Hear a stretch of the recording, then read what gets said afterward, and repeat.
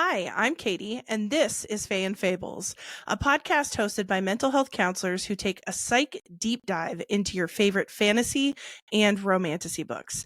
Today, we're going to be talking about Quicksilver, which is the first book in the Fae and Alchemy series by Callie Hart. And y'all, I'm excited because Becky is back. She's back. Here I am. Hey!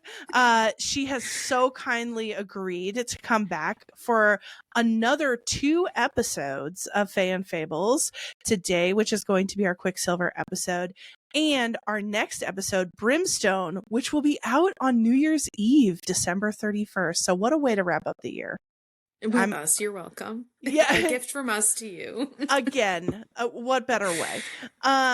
And for those of you who are jumping in who did not get the chance to listen to our One Dark Window and 2 Twisted Crowns episodes, Becky is an LMHC. Becky, do you want to talk a little bit about, I know you did an intro for One Dark Window, but just in case.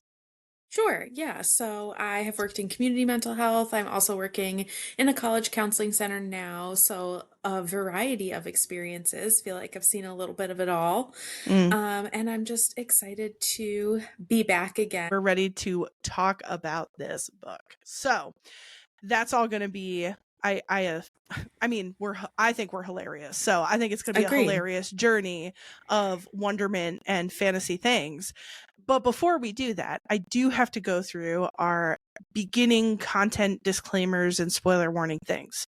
First and foremost, please know that this episode contains spoilers for Quicksilver, which is the first book of the Fae and Alchemy series, not Brimstone. Brimstone just came out. That'll be our next episode. So just Quicksilver today. Additionally, several potentially triggering emotional and or traumatic themes may be discussed which could be impactful or upsetting.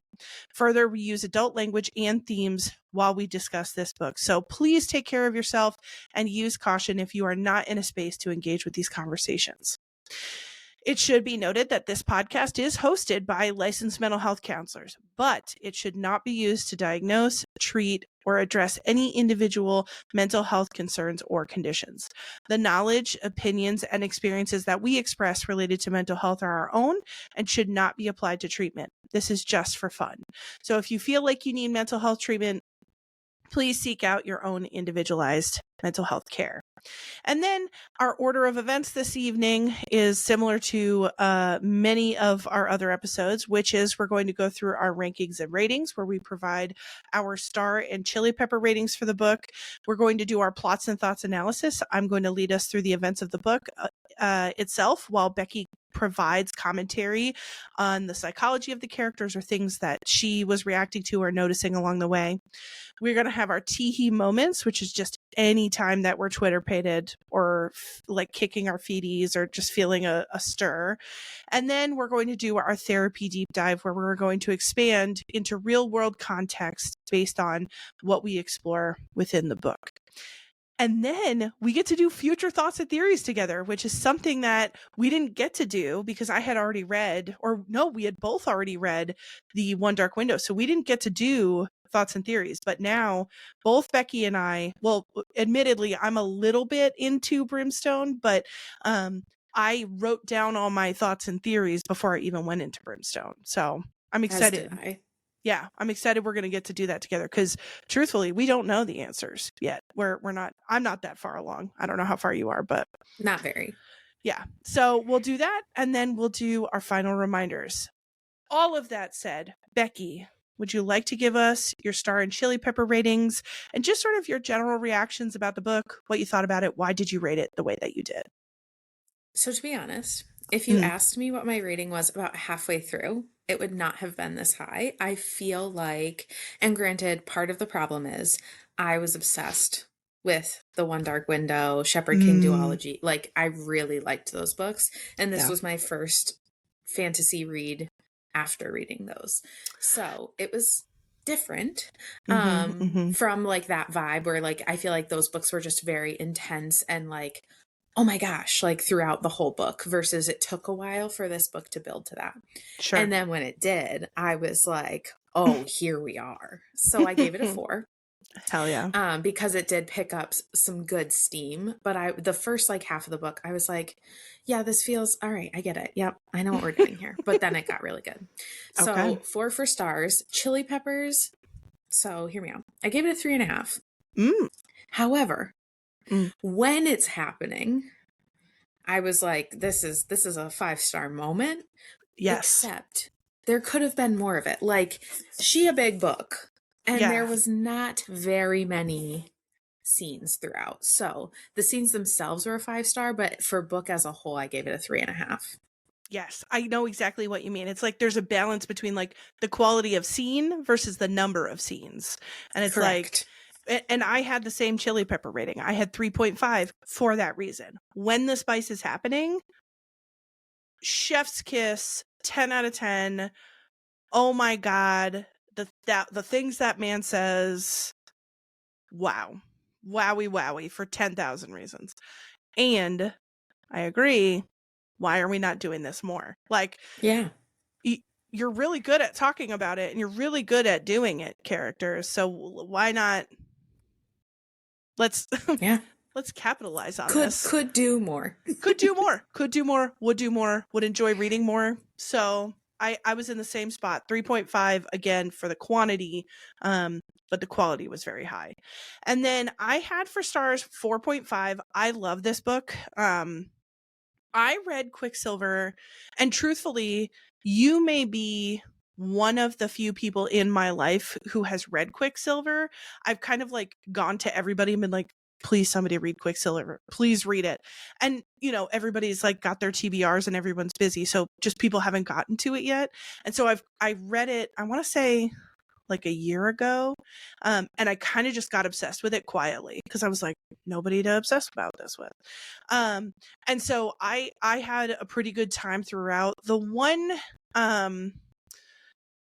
thing about this book that like put it in the 4.5 for me, and I think this might be a counselor problem too, is there's some stuff that happens interpersonally and between the characters that at times doesn't make a lot of sense to me psychologically. Like someone will do something and I'm like,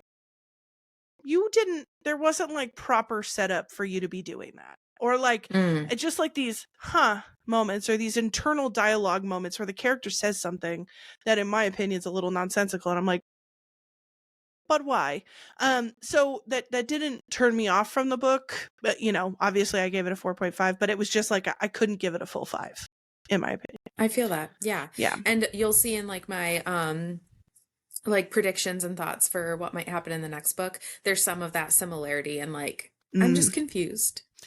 And I wonder if that's the counselor's burden. It's like we know psychology stuff. So it's like when you do something that doesn't align with the psychology of your character or that feels out of pocket, it really is blaring to me. And I'm like, you needed to have set this up before you had this character do this. So, but we will get into all the nooks and the crayons. There's a lot to do. Oh, there's a lot to do. And only so much time to do it. So let us get into the plots and thoughts analysis. Now, I did something a little bit different this time around, which is sort of interspersed within our outline. I have some like psych questions about the characters and about psych concepts in general that I'm going to be sort of serving up to Becky along the way. So if you hear me stop and do that, it's just something I'm trying. And interspersed with whatever commentary Becky has for us today. So, you ready, Becky? I'm so ready. All right, let's do it. We zoom into the world of one Saeris Fane. She is our female main character, our FMC. And I always like to give a physical description because it helps me like paint a picture in my mind. But Saeris is described as tall and lanky with black hair and blue eyes. She's described by others. I think she has a little bit of that syndrome where like, I don't know how pretty I am, but like she's very clearly an attractive woman.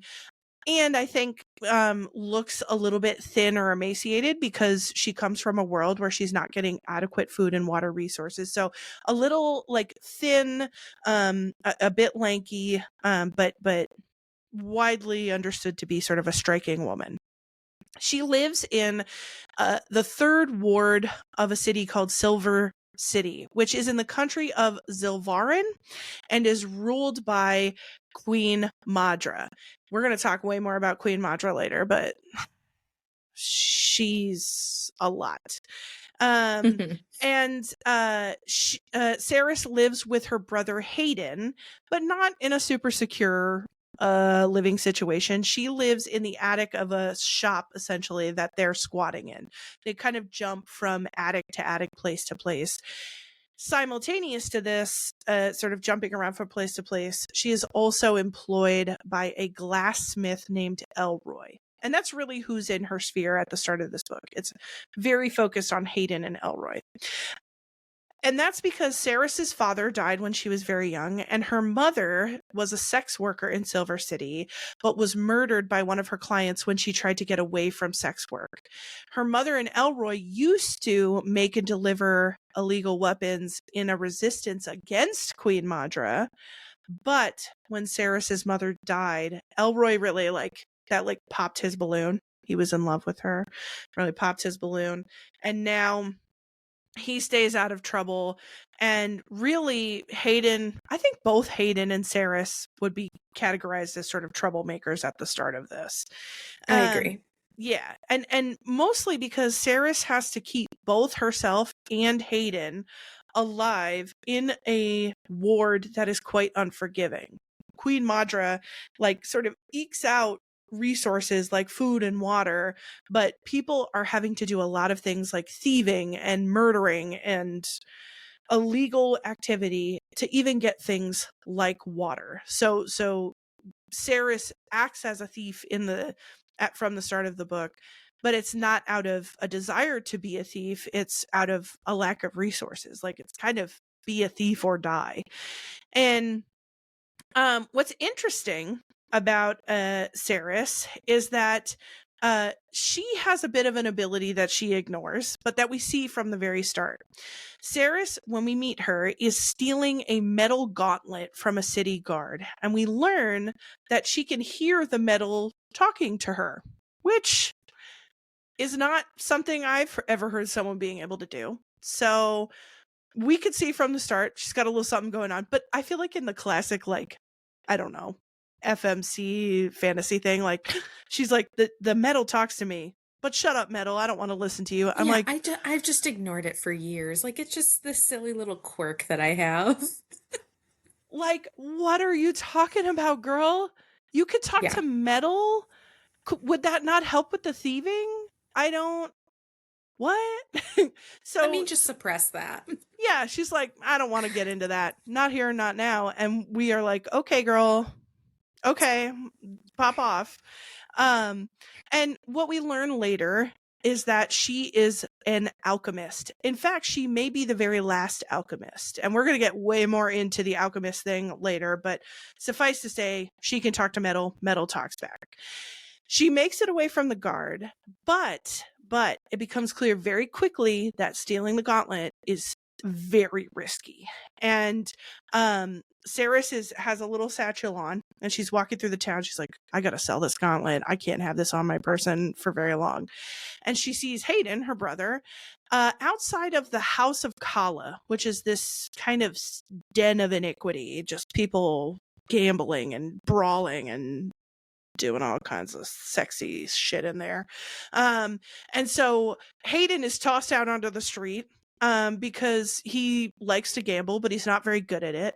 And he's been gambling with a notorious smuggler named Carrion Swift. And Hayden lost a bunch of his money to Carrion.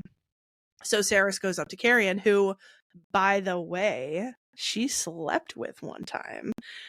And it was great, unfortunately. Unfortunately for her, it was awesome. And she can't take that back. He knows that she thinks he's a great lover, so he really uses that to annoy her. But she goes into the bar and she's like, listen, give my brother's shit back. Don't be messing with my brother. And she gets Hayden's stuff back.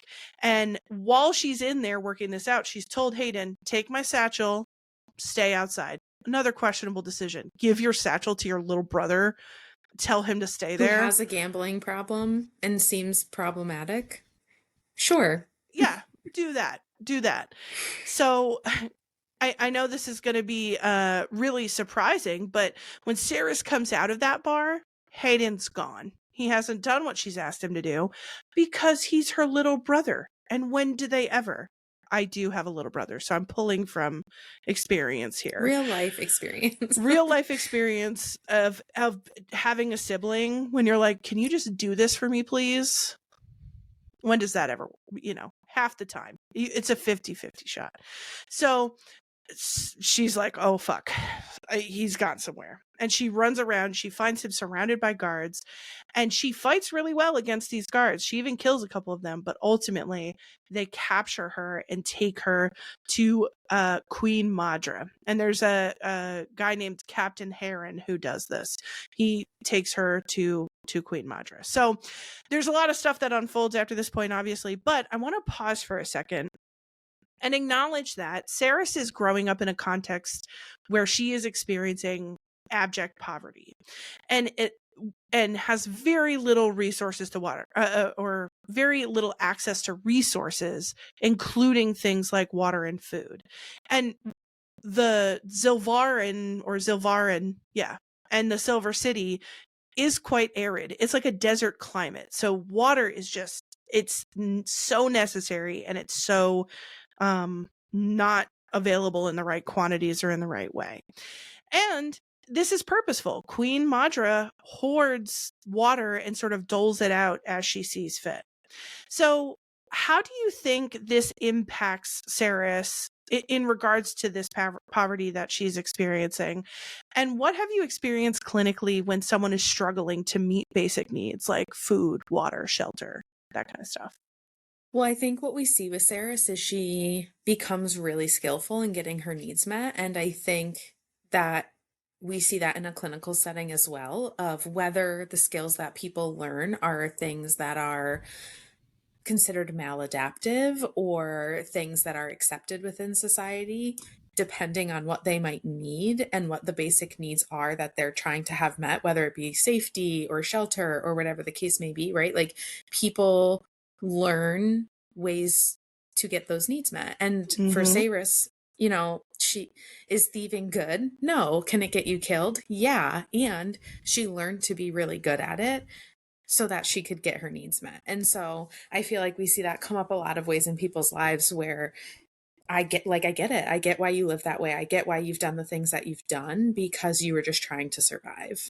Yes. I love that you talk about it like that phrase, getting her needs met. And I think about, and this is like classic counseling psych stuff, but Maslow's hierarchy of needs, which is this little pyramid that at the sort of base of the pyramid, you really need things like food and water and shelter before you can take care of emotional needs or other kinds of needs higher up the pyramid. And so whenever someone approaches me and is like, well, why would they do that? Or like, why would they act in such a way?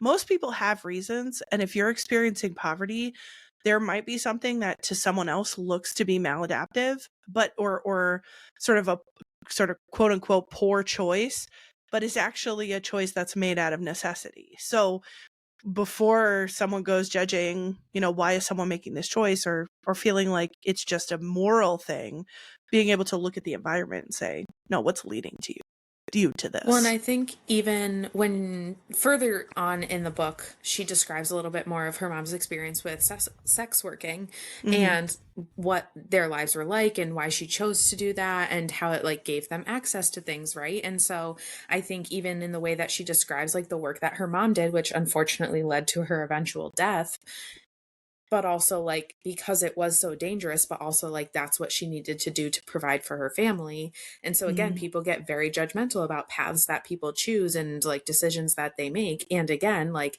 to her, that was what she had access to get her needs met and like the decision she was willing to make. And so it worked for her. It worked for her family until unfortunately it didn't. But in the time that she was doing it, like there were reasons behind it. And I think people forget that like people find themselves in situations where like their choices are limited. Absolutely. I love that you talk about it in that way. So, Saeris, who grows up in this poverty and is now caught with the gauntlet. She's fought, but she's caught.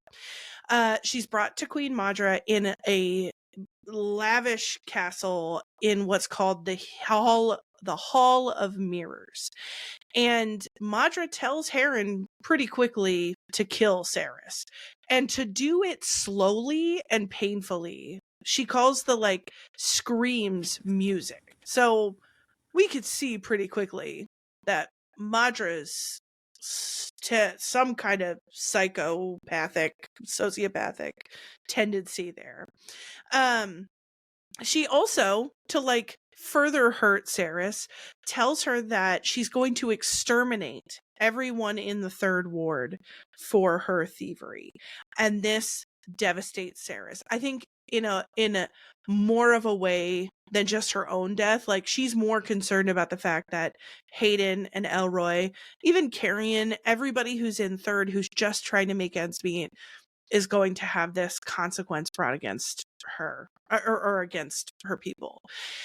And as devastated as she has no time to consider it further because Heron stabs her through with a sword and a knife. He's murdering her. And this was very vivid to me. Usually I feel like in fantasy books, in some fantasy books, they'll describe violence, but you kind of, there's a line that they don't cross. This was she was being gutted, killed, murdered. She was gonna die dead. Yeah, there was no alluding to. No. And when I first read the book, I was like, is who I think the main character is going to die right now? Is she not really the main character and someone else is? It was written to seem like she was gonna die. And interestingly enough, as she's experiencing all this terrible violence, she is doing a couple of tricks that are, again, very interesting, but unquestioned at the time. One is she melts Heron's dagger down and attacks him with the metal of his own blade. So the metal kind of snakes and starts attacking him. And she, like King Arthur, pulls a sword from a stone that's just sitting in the Hall of Mirrors. And this causes a silver pool to unfurl beneath her. She doesn't know what it is. We later find out that it's called Quicksilver, and that there are these Quicksilver pools. I'm going to get into what Quicksilver does and how it works later, but suffice to say, the pool activates. She's got a sword. She's melting other knives. But she's still dying. Until from the Quicksilver emerges a giant man. And he's got black hair and piercing green eyes. And one of them has a lining of silver that's twining through his iris or whatever. And she literally thinks he's death incarnate. She calls him Death when she first meets him. I immediately, even first time I read this, I was like, MMC. I was and they fall in love. She's like, a huge man named Death menaced me. I'm like, oh, so you guys are gonna bang later. I think that's where this is headed. Mm-hmm. Yeah. And so he comes out of the pool and he's got this silver chain around his neck, and he puts the necklace around her neck as she's dying, and they submerge in the pool. And also, as in every good fantasy book we know, she passes out and she doesn't know what happens for a while. She's like, oh, it's all gone down and I'm not conscious for it.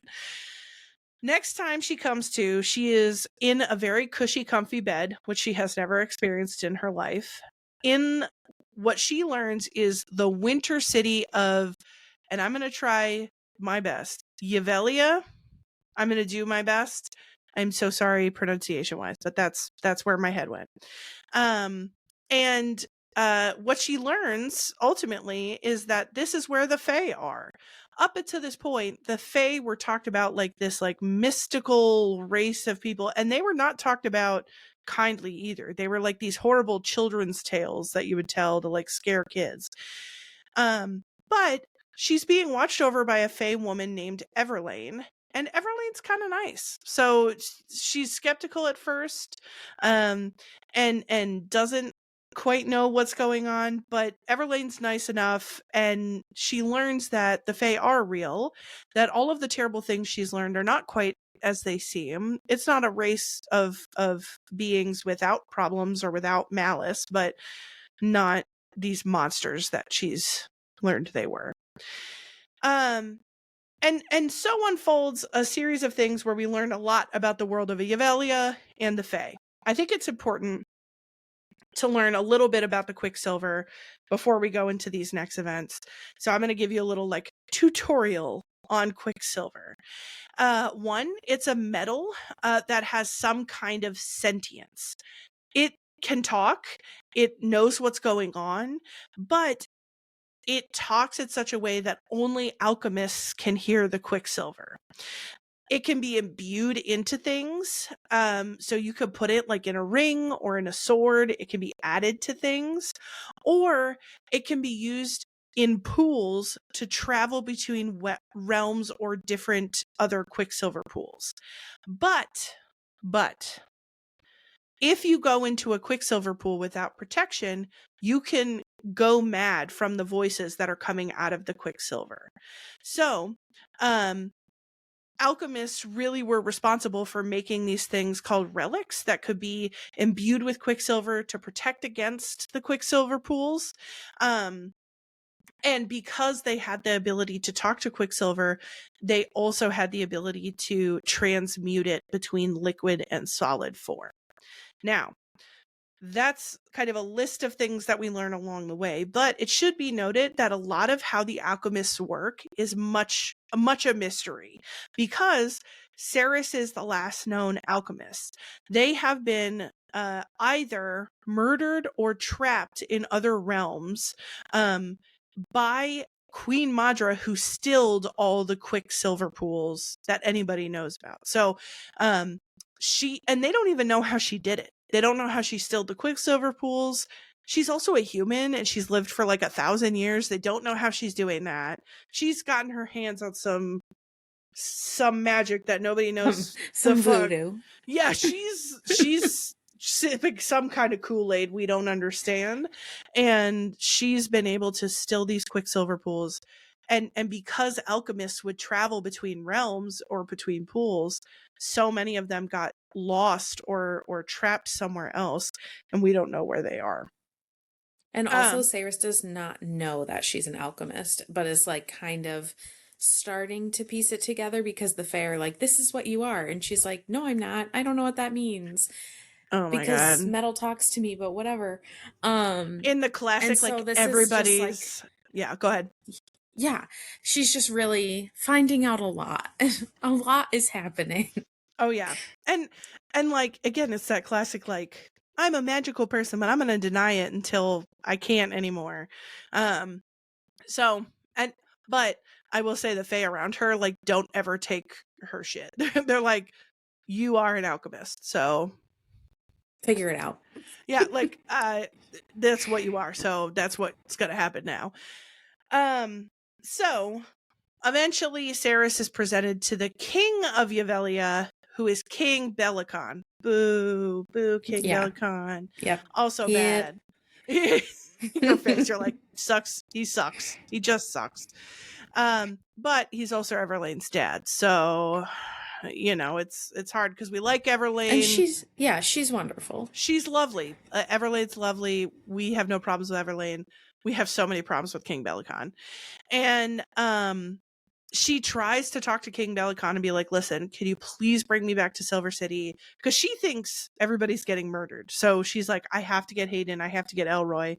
And that becomes her like guiding star for a big chunk of this book. She's like, nothing happens until I can get my brother. And the king very swiftly says, absolutely fucking not. And tells her that she is going to, as an alchemist, she will work for the Yvelian Fae against Sanisroth. Saeris doesn't know this at the time know all this context, but I'm just going to give it to you now, that the Fae are fighting against a race of vampires. And I thought this was cool. I thought, because usually I see a separation of like vampire werewolf books and then like Fae books are over here. So I liked that little. I will say, as I was reading it, it was very hard for my brain to not picture like the bad vampires from Twilight. Like the whole time as they describe like, some of the vampires that we meet, I'm like, oh, the Valkyrie or whatever they're called. Like Valtori? Yeah, that's them. That's them. And they look the same. Yeah. Oh, totally. And they're like little frilly ye olde garb too, or in the cloaks. Yeah. Which one? Oh, I don't know. I think more of the cloaks is what I pictured. Okay. All right. I just pictured, because you've seen all the Twilight movies, yes? Oh, yes. Yeah. You know the part where Michael Sheen goes, ah, and he like laughs like an insane person? That's as soon as anytime you talk about them, the first thing that pops up is that like weird laugh. And I'm like, I think for my own mental health, I can't put these vampires and that little weird twittering laugh in the same category. That would drive me nuts. I wish they were separate, but my brain's having a really hard time with it. I know. I would really struggle with that. I would. Yeah. We'll do our best, but I did enjoy the vampire combo. Like, good. I agree with you. That's usually not like the Fae enemy. Yes. And what's important to know is that Saeris can, or the Fae think that Saeris can use her alchemy magic to help them against the vampires.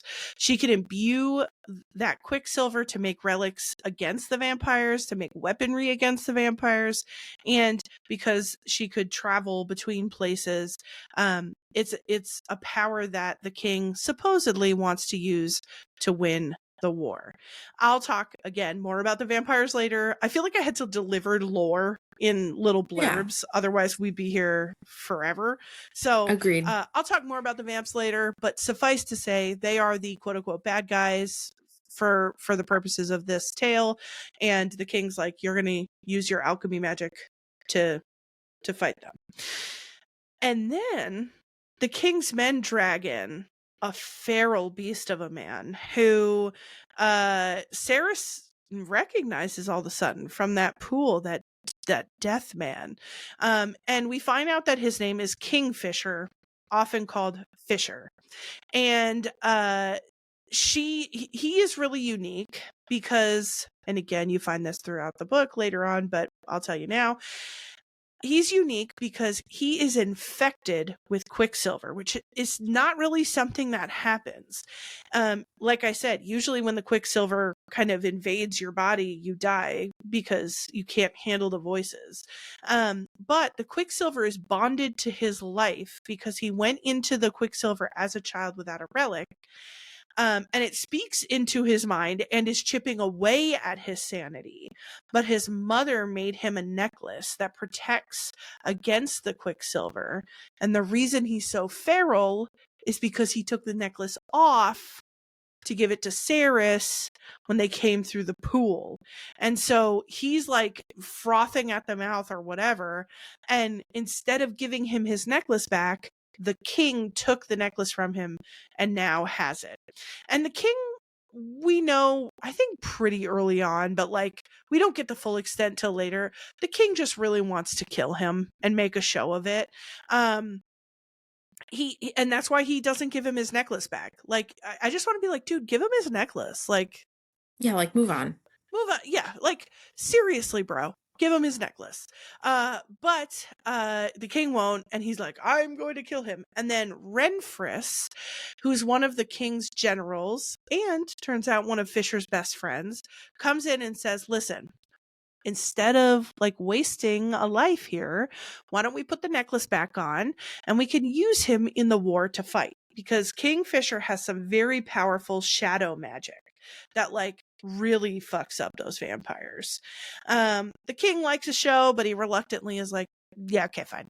And says that Fisher will stay for 1 week to work with Saeris around Quicksilver, and then he will be taken to the front lines, essentially to be like fodder for the war. And Kingfisher and Saeris start their work together, but it is not. If you're thinking it's going to be an amicable relationship, it's not. There's so much angst. There's so many quips back and forth. But let me tell you what, there's also some crazy sexual tension. But she hates him. Oh, she hates him, but she hates creams him her so knickers. Much that she wants to stick her hand down his pants. She creams her knickers every time he's near, but she just can't stand him. And I think what's so fucking funny is that they can smell arousal. She doesn't know this at the start, but she gets turned on every time she's within a 2-mile radius. And then Fisher's just like, girl, I could smell it on you. I could smell what you got going on in your brain and in your body. Don't lie to me. And I kind of liked that it cut through the bullshit, the whole rigmarole that you usually go through, where it's like, I hate you and I hate you too, and then one of them likes each other, but the other one thinks he hates him. And he was like, let's not bother with that. There's a little bit of him letting her work through it in the very beginning, but I almost wrote down as one of my tee-hee moments, but I couldn't find the page of when he's like, I can smell you. And she's like, oh my God, the horror. She's like, what? He's like, yeah, bitch. I know you're like having a moment every time you look at my bicep. Okay, get over yourself. So Saeris splits her time between the forge with Fisher, where they're trying to learn about the Quicksilver, and she's learning about many of the things that I just told you about Quicksilver. And she does learn to turn Quicksilver liquid and solid. She seems to master that pretty quickly. In addition to that, we get the world's best sidekick. She finds a fox living in the forge, and she names it Onyx, and she makes it her sweet little pet. And he's just adorable, and I love him. And I don't know if he's even supposed to be, but he really is. Oh, I think if he's not supposed to be the cutest little boy ever, I don't know what he's supposed to be. He's like, and just the way that he keeps popping up throughout the book, I'm like, that's her little best friend. And it's very cute. It gives like a little bit of lightness to the story. Yeah. Yeah, and he's just adorable. Yes, and I want a fox. I've decided I want a fox. Yes, indeed. It's my right as a fantasy reader that I should get one. I don't know why I don't already have one. He's so cute. Please let me keep him forever. That's what I want. Yes, indeed. Okay, good. So in addition to having her new pet and her time in the forge, she also is in the library with a fae named Rusarius, where she is to learn about the history of the alchemists, which is where she learns that she's an alchemist. She accepts it. She's like, oh, I do speak to metal. So, it's kind of, can't deny that anymore. And she's learning a lot. And while she's navigating all this new information, she also finds out some interesting information about Fisher. And I'll sort of sprinkle in parts of his story throughout. But what we learn from the very beginning is that he has been trapped somewhere terrible for the last 112 years. That he hasn't been the same since he came back. And everyone seems to comment on that. Everlane, Renfris is often referred to as Ren, so if you hear me say Ren, that's what we're talking about. Ren says it, but he's been somewhere, and it's apparently been quite traumatizing. We also find out that Everlane is Fisher's half sister, that they share a mother, but that they have two different fathers. So I'm going to drop that little nugget there. That will become relevant later. Saeris learns that there are Quicksilver pools in each of the major Fae kingdoms, including under the Winter Palace. And that she can try to use different ways or materials to fuse Quicksilver with other metals. And it doesn't work. Even though she hones this process of fusing things to the Quicksilver will not accept it. And it seems quite random. Like, it'll be like, put 3 blueberries in the crucible and see what happens. Like, yes, it's random. As she's going through her, like, these are the trials that I did today. I'm like, there's no consistency amongst these. This is going to take you 1,000 years. Literally. She's like, put rosemary in there, see if it works. And it's like, girl, how are you? What's rosemary supposed to do? I don't like. Yeah, she's like, I made a bomb, but that didn't do anything. She's like, I did try to put a lint ball in there, and it did something. So she's just throwing shit at the wall, like, and hoping something sticks. But once she figures out this Quicksilver pool is under the Winter Palace, she's like, okay, I get to the pool, I get to Hayden, I grab Hayden, I bring him back, or maybe I just leave altogether. And Saeris, sneaky sneak that she is, uses some trickery, and she kisses Fisher in the forge. Now, she totally doesn't like it. She didn't want to kiss him. She had to. It's very clear. It was just a little trick. It was just a trick. It wasn't like she was dry humping him in his lap because she wanted to. Never. Right. Suffice to say, it was hot. It was very hot. The whole thing was great. And she takes a ring off of him that she believes will protect her from the Quicksilver. Hint, hint, it will not. The only thing that will protect him from the Quicksilver is the necklace. The ring does niche.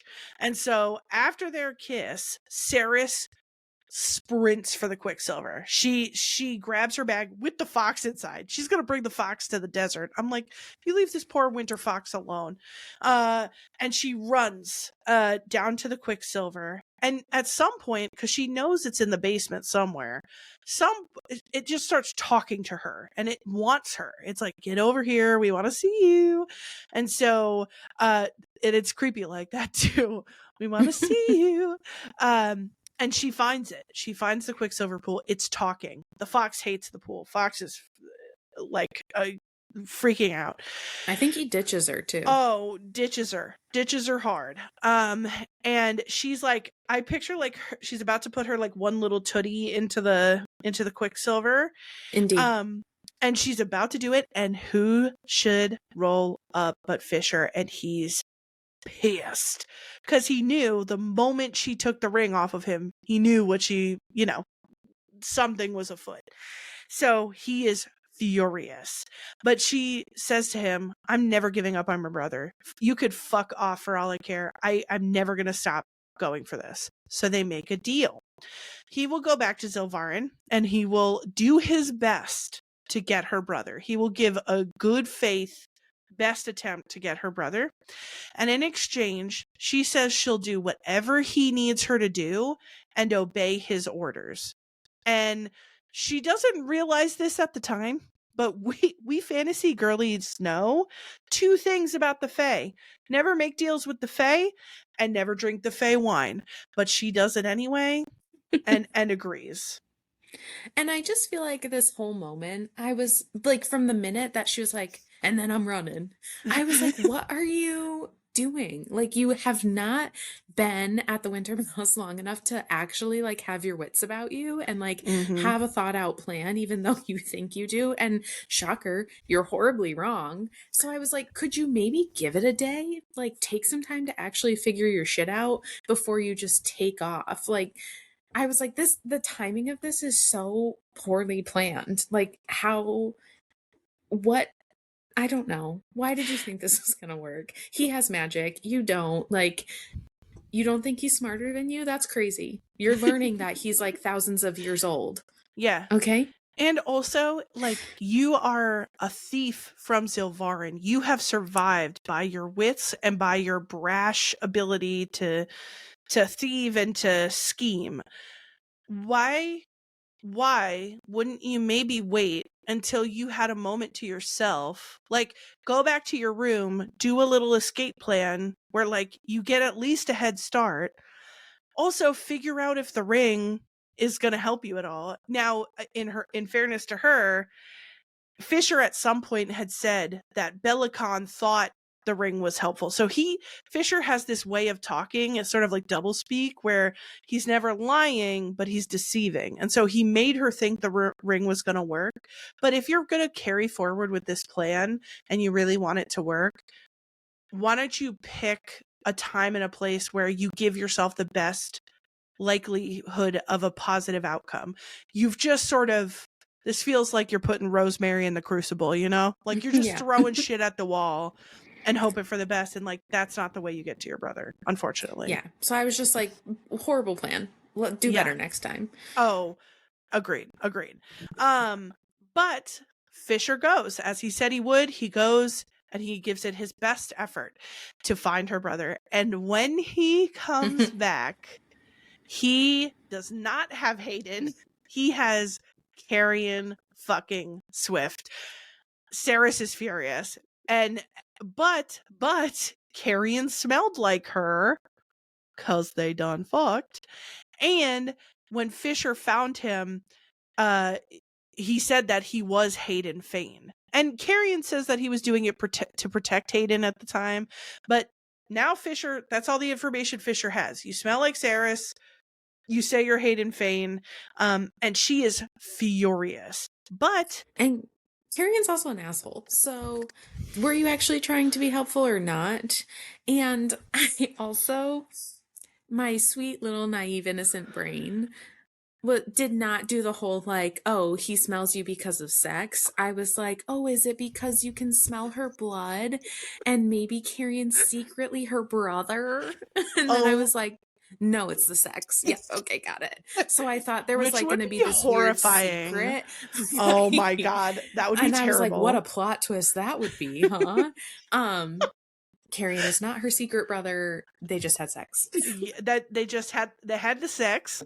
But have you ever do you ever watch on TikTok? It's reels of like random crafts, but layered over the crafts is like this radio show called Brook and Jubal.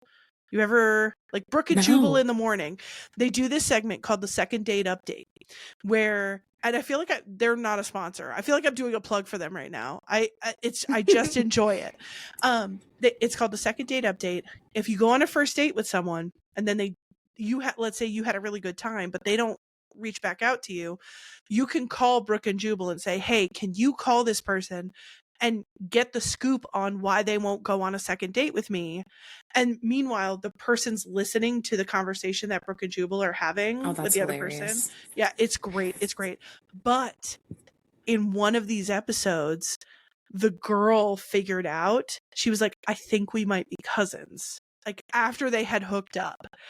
Ooh. Oh, and I was like, I literally was thinking when you wrote that note down, I was like, are we about to have a Brook and Jubal, like, this girl's my sister and I didn't know moment? That would be funny. Yeah. If you ever have the opportunity. Not true. Not true. It was just her sex juice that he had on her. Yes, or indeed. Her pheromones or whatever. They don't have water, so they can't bathe. I do wonder how that works. Because here's the thing. If he does bathe, like, because he had to get washed with the special moss to not smell like her anymore. Like, if he takes a regular bath, I didn't know how that works. But here we are. She's furious that he's got Carrion. She's like, the fuck. But she said that she would obey him no matter what, that she would do whatever he said. And so Fisher makes her go with him. He's like, you're going to come with me and you're going to shut the fuck up while you do it.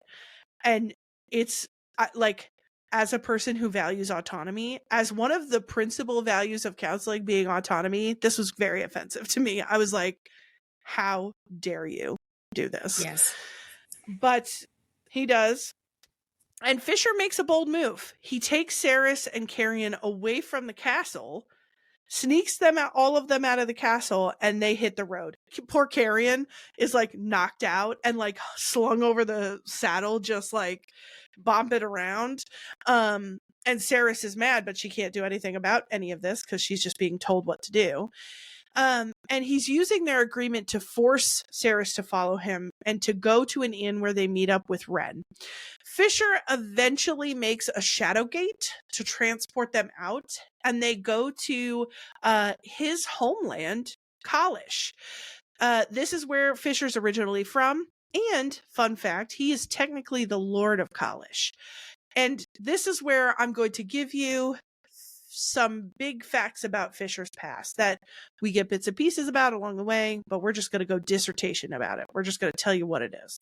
So when Fisher was young, his father went to Zilvaren and was trapped there on the other side of the Quicksilver pool when Madra froze all the pools. Once Fisher's father was gone, his mother was forced to marry King Belicon, and Fisher was forced to go with his mom to the Winter Palace. And this starts a long and very contentious and hateful relationship between Belicon and Fisher. Belicon has always hated Fisher, has seen him as a nuisance. It's sort of like a hangers-on from his mother, and has wanted him dead, has always wanted him out of the picture. When Fisher grows up, he campaigns all over Yvelia with his men, his most faithful men, called the Lupo Proelia, and their sigil is sort of the wolf, and so it's this pack of soldiers, and they go on to defend Yvelia in several ways in this war with Sanisroth and the vampires. And many people love him for it. There's a lot of adoration that people hold. Both the Lupa Proelia and the people of Yvelia love him for the work that he's done in this war. But at some point, something happens. We'll get into it later. And he destroys and slaughters a whole city. Gilithrai is how I pronounce it. Sure. You're like, you could say anything that starts with G and it would work. Yes, indeed. So he destroys Gilithrai, and that is when he disappears for those 112 years until the start of the events of these books. And no one knows what has happened to him in those 112 years, and he will not or cannot talk about it.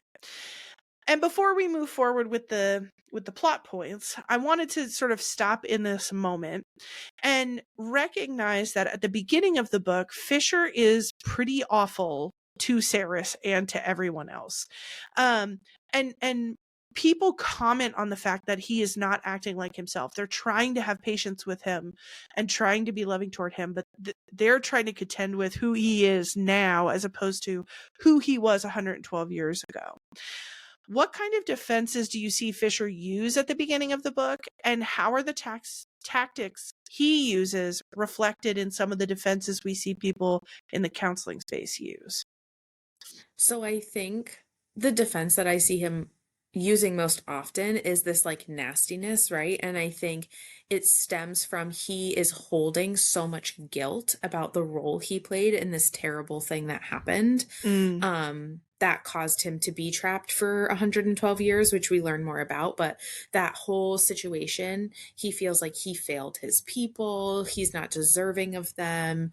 He like gets very not offended, but like uncomfortable when people reference him as like the Lord of Kalish. And you see all these little things pop out where like you can see it's this guilt that he's holding. And so I think he kind of pops off on people, and like he wants them to hate him because he feels like that is what he deserves. It's like, don't feel sorry for me, don't be understanding, like I'm a horrible person, so I'm going to do things to make you think that I'm horrible. Yes, it's that self-fulfilling prophecy. Yes, and I feel like people do like, yeah, it's just self-defeating. Like I feel like that comes up in so many different ways of like, see, I'm terrible. And it's like, well, maybe you're not terrible. Maybe it was a terrible situation. And like that was the skills you knew how to use in that moment to handle it. Right. So I think people look there's a lot of times when people look for information to confirm the things that are so horrible instead of finding the things that maybe prove that intrusive thought wrong. They look for the things that prove it right. And I talk with my clients a lot about how anxiety is so good at doing that, of like oh, but see, everything's horrible, instead of the entire day of good, we focus on the 5 minutes of bad.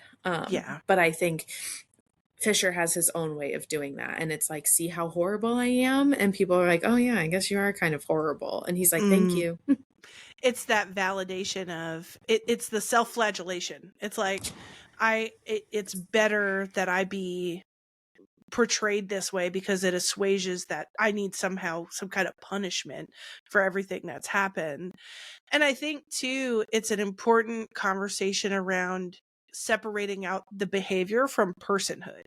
Like, you can have a behavior that's not super helpful. Like, if you push people away with your abrasiveness, like, that can be problematic if you want to maintain relationships, but it doesn't mean that there's something wrong with personhood. It doesn't mean you're a bad person. It means that you're using a coping skill that's ineffective. Like, you've chosen something for a reason, and that thing is bringing you more suffering than it is helping you.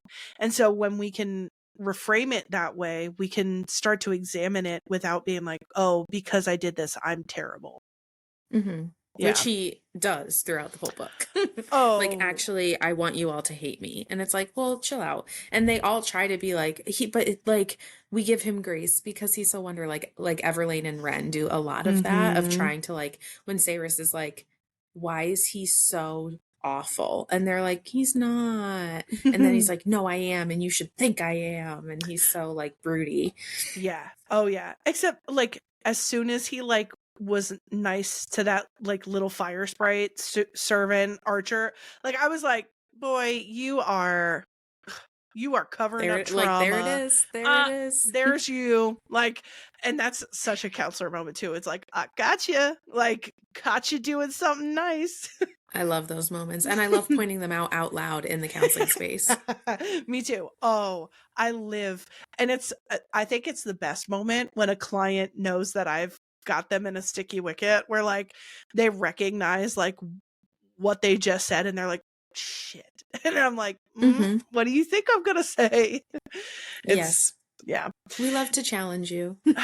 We do love to challenge you and support you, and when appropriate, and it's all part of the process. So if Fisher were my client, there'd be some challenges laid for sure. So they transport through this shadow gate, and Saeris gets so sick from transporting through the shadow gate. Apparently the first time you do it is like, it's sort of like apparating in Harry Potter. It's like the first time you do it, it's like really disorienting. So Ren scoops her up because Fisher's off, I don't even know doing what. Ren picks her up and takes her to a comfy bed in the Kalish estate. And when she wakes up, Carrion is there, and she's like, what the fuck, Carrion? Like, you of all people, number one. Number two, what the fuck? What's happening? And so Carrion, who I like as a character, I like Carrion.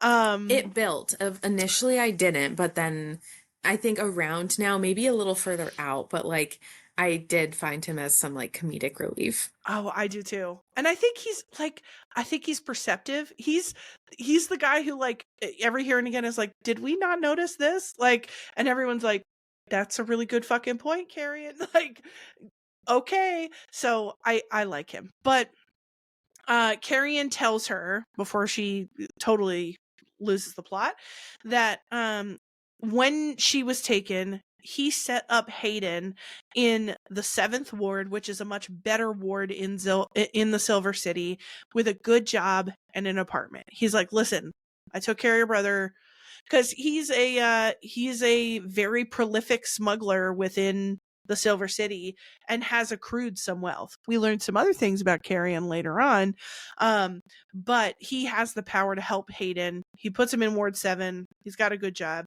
And aside from Saeris not being there, he's doing fine. He also confirms, Saeris, babe, Madra's not going to kill everyone. Like, nobody's dead. And so it's kind of a moment where she gets to calm down a little bit about the Madra's gonna murder everybody and Hayden's in trouble dynamic. Fisher comes to get her, And he says that he is not going to be using their bond anymore to force her to do things. That Ren was really mad at him when he found out about it. I would have liked to hear him talk about how he felt bad about it, but maybe that's too much right now. And they strike up another deal. Saeris, what the fuck? Maybe when she's 1,000 years old, she'll figure it out, but clearly right now, it's just not it for her. No, it's not coming together. And the deal is that Fisher will bring Saeris back to Zilvaren once she makes enough relics for him and his people. And she doesn't stop to think about how many people that's going to be. And she learns quickly in the forge that she's going to have to make 15,000 relics. She has been tricked again. And again, we put our hands up and we go, all right, babe, well, better try another rosemary recipe. Maybe grab some fucking oregano this time. Who knows? So Saeris gets back to work and she attempts binding the Quicksilver to regular silver, but there are several barriers to this.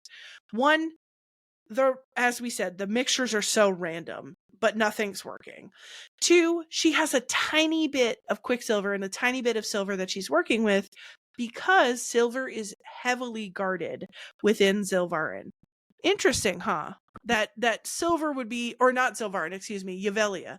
That silver would be so guarded that they wouldn't provide warriors the silver they needed to win this war. Interesting. And three, she can only do 3 or 4 experiments per day. She can only add 3 spices to the mix per day. And then she has to use the rest of the day to purify the silver again. So not only is it random and ineffective, but very slow going. So Saeris is going to be there for a while because of the deals that she made. However, aside from the stuff happening in the Forge, there are several things that are happening interpersonally among the characters. One is that Ren asks Saeris to go to dinner with Fisher. And he says, I think Fisher needs to be shown your humanity so that he doesn't lose sight of who you are and he doesn't lose sight of himself. And Saeris agrees, and still they are quipping. This was back very and forth. like tale as old as time. And, yeah. And I'm just picturing the beast like, if she doesn't eat with me, she doesn't eat at all. And he's like, yes. Oh, she's like, if you were nicer to me. Yeah, it's all of that. It's all of that.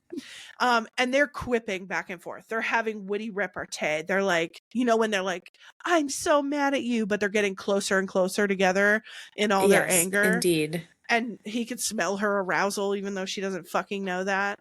And out of nowhere, in the middle of this battle of the wits, 4 beasts bust into the dining room where they're eating and attack them. Saeris gets slashed by one of them and poisoned badly. And again, she passes out. We're at another, we've now passed out like 15 times. You fragile, weak human, as Fisher likes to refer to her as. Literally. He refers to her, and we don't go over this in like terrible detail in this, but he calls her Little Osha, which is like a nickname for a butterfly. It turns out to be something much more tender and wonderful later, the nickname. But his whole thing is how weak she is, how breakable she is, how expendable she is. And she's like, thank you for reminding me for the 50th time today how close to death I am at any given moment. And he also never refers to her by her name and always calls her this nickname in like a taunting way. Yeah. Little breakable which builds Osha. Later. Oh, does it build? So she passes out again and has a bunch of nightmares. And then she wakes up in places of all places, Fisher's bed. What? And he compels her through their bond again, even though he said he wasn't going to do that. He compels her to stay in his bed and heal until all the poison is gone. She's only allowed to see to her like bathroom needs, and then she is compelled back to bed. And she has to stay in bed for a few days, and eventually she goes back to forging. And she doesn't see Fisher for a little bit. But once she's better, Ren tells her that Fisher has invited her to another dinner. And she's like, Jesus Christ, another one? But she pulls a little like Bella in, what was it, New Moon, when Mike invites her to the movies. She's like, oh yeah, can I bring my friend Jacob? She invites Ren and Carrion, which Fisher does not like. But interestingly, it still gets all hot and heavy with Fisher and Saeris while Carrion is like chatting up Ren. Carrion's like, so the Fae training, and like Ren can smell the sex pheromones pouring in the room. Yeah, I know. Ren's like, Jesus Christ, this is the weirdest dinner I've ever been to. And at the end of it, they decide that Carrion and Saeris are going to go to a war camp with them, the front lines of the war with Sanis Roth. The war camp is called Irin, and it sits on the banks of a river called the Darn. And so that's where they're going to go to train, and Saeris is going to work at the forge there and to see the front lines. There are several things that we learn about the war through this like monster attack that happened in the dining room and several other kind of conversations. And I'm going to give you the facts right here, right now. 1, the monsters that busted into the dining room are vampires, and they are under the rule of Malcolm, who is the most powerful vampire of them all. And the first ever made. That excellent point. The first, and therefore the strongest, and only gets stronger as time goes on. These mindless beast vampires are called feeders, and they're almost zombie-like. Like, they don't have any brains, really.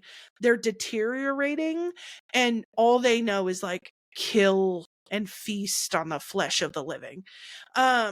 And there are also vampires, it should be noted, who are not zombies, who are turned by Malcolm himself and have all of their mental faculties, like, they are sort of like fully alive, and, well, alive as much as a vampire could be. They are fully sentient and can talk and, engage and whatnot. And they're kind of higher up in vampire society. So it's like you have the sentient kind of cultured vampires, and then you have these feeder vampires, which are made by vampires that were made by Malcolm. Malcolm only makes sentient vampires. The other vampires can make feeders or sentient vampires. And their capital, kind of the seat of power for Sanis Roth and the vampires, is called Amontreus, which is a word that means Hell's Teeth. Sounds like a great place. Sounds cushy. And the Darn River, the fact that they're on the banks of the Darn River become really important because the river marks the boundary between Sanis Roth and Yvelia, and that is where the war camp Irin is. And the way they've been preventing the vampires from coming over has a lot to do with the river, because they come over on the ice, but the Fae will break up the ice to keep the vampires on the other side. So that's a little history of the vampires for you. And part of the reason too that they, kind of do this waiting game and are set up at this outpost is because in Sanis Roth, the Fae magic does not work. And so they have to wait for the feeders or vampires to cross into Yvelia in order to use their magic to kill them.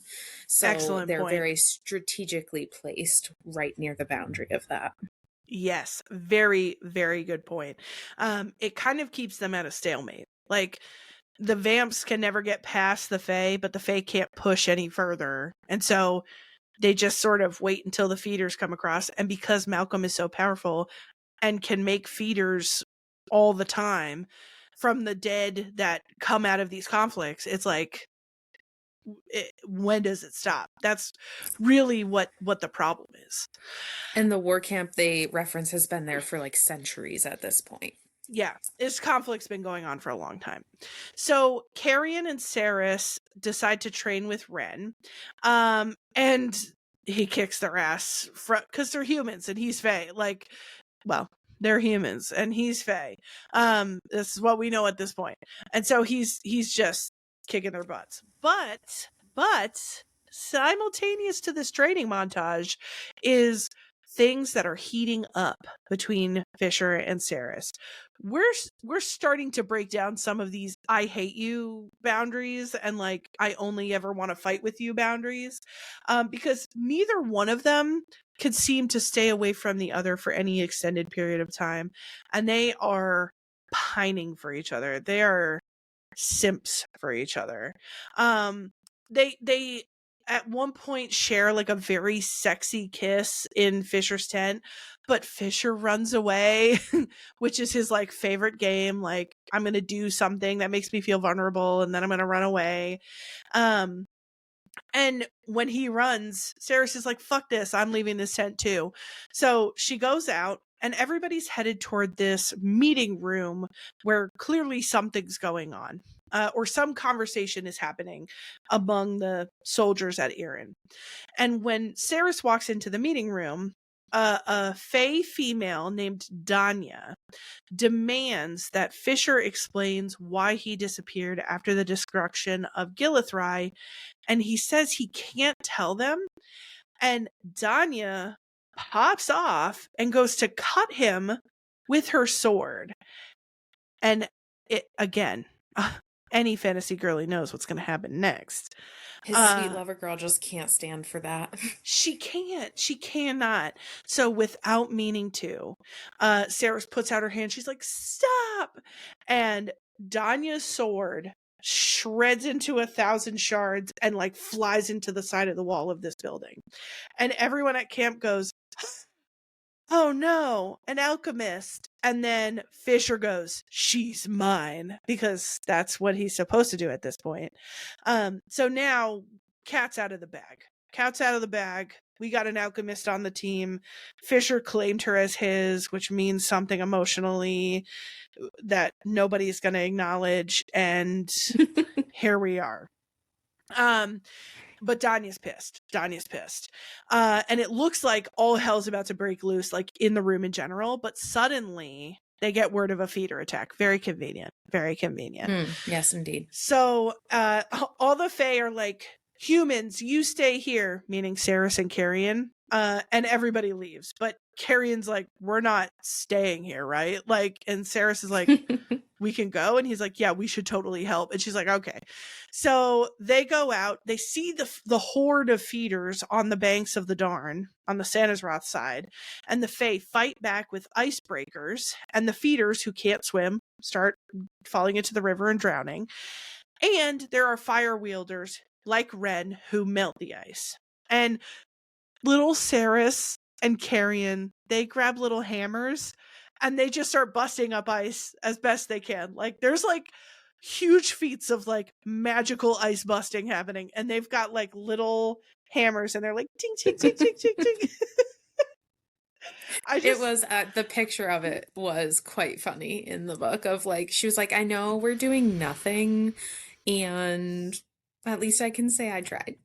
That's honestly, and like A for effort, babies. A for effort. I thought it was very cute. I was like, look at him go. Look at him go. It kind of reminded me a little bit of like the TikTok videos you see where someone all of a sudden is like vacuuming their porch because they want to see what the police are doing across the street. Like, let me look busy just so I can see what's happening. Yes. And also I would 100% be that person. If I could like get on the banks now, I don't want to be in direct line of fire. Like, I certainly don't want to be at too much danger, but can I chip away at the icicles on the side while you all handle it? I'm making a snow cone for you guys. I'm making slushies for us after. That's probably, I'd be like, I'll make snacks for us after the battle so that everybody feels better. That's the way, everybody has their role. And so Saeris and Carrion, they help the best they can. The ice does break, not because of Saeris and Carrion. And Fisher uses his dark shadow magic to push all of the remaining feeders down into the water and into the river, and we get to see his mighty power at work. But she was like, that was hot. Everything he does, honestly, like he like turns his head and she's like, holy fuck, like damn it, man. She sims after him hard. And it looks like it's about to be like a normal day at Aaron, where like they break up the ice, the feeders are dispatched. But something very interesting happens, which is Malcolm shows up and hints that he misses Fisher. He's like, I miss you, Fisher. Where are you? And what he's trying to do is bait Fisher into coming out and sort of revealing himself, and also to create tension with the Fae soldiers, because they were just arguing about the fact that Fisher won't tell them or can't tell them where he's been. And now Malcolm is essentially alluding to the fact that he's been with Malcolm this whole time. And made it seem almost like he's been in like cahoots with me. Like, yes, he is trying to make it seem as if like Fisher abandoned them and was working with the enemy, which you learn is very much so not true. Yes, but it's a tactic, right? It's a tactic to sow malcontent within the ranks. And I think if Fisher had any less of a bond with some of the key people, it might have worked, but it doesn't really. And it leaves Fisher very tense. Something about it unsettles him. And he comes to get Saeris, and he's like, come back to Kalish with me. And Saeris is like, hey, what is going on? And they're back in his room in Kalish, and she's like, can you just tell me what's happening? And she watches as he tries to like approximate telling her something that might be helpful. And what she realizes is, oh, he's magically bound. He literally can't say anything. That he likely was with Malcolm, but he can't say anything about it. And so it really changes the nature of like the mystery of Fisher and where he's been, because it's not that he doesn't want to tell people, it's that he can't. And then they fuck, and it's awesome and it's great. It's like so hot. I thought it was very agreed hot. Quite the build up. And I was like, interesting timing. Yeah, glad it's happening. Yeah. I'm a big proponent of, in these fantasy books, like, y'all could die any day. You could be dead tomorrow. Just get this out of the way, okay? Let's just, do you want to go to the other side of the veil, having said, I could have boned and I didn't? Why would you do that? Well, so, good to know. No longer a problem. No longer. Check that box. Figure that out. So what's really nice about them doing this is, one, it creates good physical intimacy, which was just fun to read about, but it creates interpersonal intimacy in a few key ways. One of Fisher's tattoos moves from his body to Saeris's body, which, again, she sees it as it's happening and doesn't immediately address it, and addresses it later. Wow. She's like, whoa, a bird on my clavicle. Weird. I would stop. I'd be like, pardon, pause. What? I'd be like, that's not really a save this for later type of thing. No, I'd be like, yo, what is this? So that happens, but she doesn't address it till later. Also, Saeris reveals, because Fisher is worried after they have the sex. He's like, oh, we need to think about contraception. Classic. The tonic. Yeah, the special tonic that we all need to take. Which, I'm like, Fisher, it would have been cooler if you thought about the tonic beforehand, but neither here nor there. Here we are. Here we are. Whatever. Typical. Literally, it's like, typical man. So Saeris is like, oh, we don't have to worry about that. I was sterilized when I was 14 by Madra, and it's a custom in the third ward that like 80%, I think, of the young women in third are sterilized to keep the population of third contained. This is very upsetting. Not because this is very upsetting to Fisher, I think, not because he's like, oh, you need to have kids, but like he doesn't like the idea of the choice being taken away from her. That was the vibe I got as well. Yeah, same. It wasn't like yucky, like you need to be able to have them childbearing hips. Yeah. It was more of like, did they hurt you? Yeah, like this mutilation that she had to experience. And then third, we see that Fisher starts to get pretty territorial over Saeris. And the more territorial he gets, the more tension there is between him and Carrion. Because Fisher knows from the scent that Carrion and Saeris had been intimate. And he was the one who was like, hey, Carrion, if you go take this special magical bath where you don't smell like her anymore, I'll give you a pair of nice boots. And Carrion's like, okay, because he's just bopping around. So yeah, and the fairies that bathed him rubbed him up too. Oh, so he was they really give happy. him a happy ending. Carrion, I thought that was a really funny fact that was just like tossed in there. He's I think very sex positive, poly. Like he's out here, he's living his best life. He's having partners left and right. He's just here for a good time, you know? So I appreciate it, but Fisher, you could tell, starts to get very territorial over her. And I was like, yeah, this is he yells at her woman for eating off the same plate as Carrion. Yeah, which is another thing with Fae, is like big, like who's eating whose food and who's serving who food. So it gets intense. Alongside some of these interpersonal and sexual items, the Quicksilver forging project begins to have a few developments. Thank God, because she went through all the spices. She took every piece of lint she found in that forge and threw it in that crucible, and nothing was working. She learns that Saeris, or Saeris learns that Danya's sword was a number of what's called god swords, and several of the Lupa Proelia, Fisher's men, held these god swords that had magic imbued in them. But when the Quicksilver gates closed, Fisher's sword, Nimmerel, was the only one that maintained its power. And you can't even touch a god sword that is full of power and claimed by a Fae. But all the swords which don't have power still remain sort of these family heirlooms.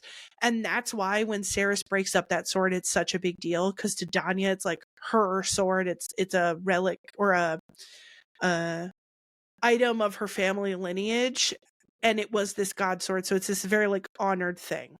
And Danya is enraged that the sword is in the state it is, and she's just going around yelling and like punching people and doing all this stuff.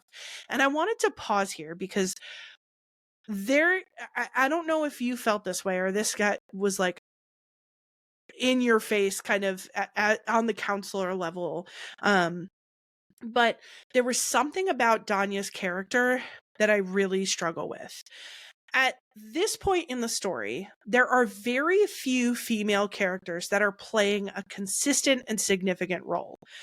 Everlane is no longer with them, so she played a larger role toward the beginning of the book, but she, because they're not in the Winter Palace anymore, she's gone.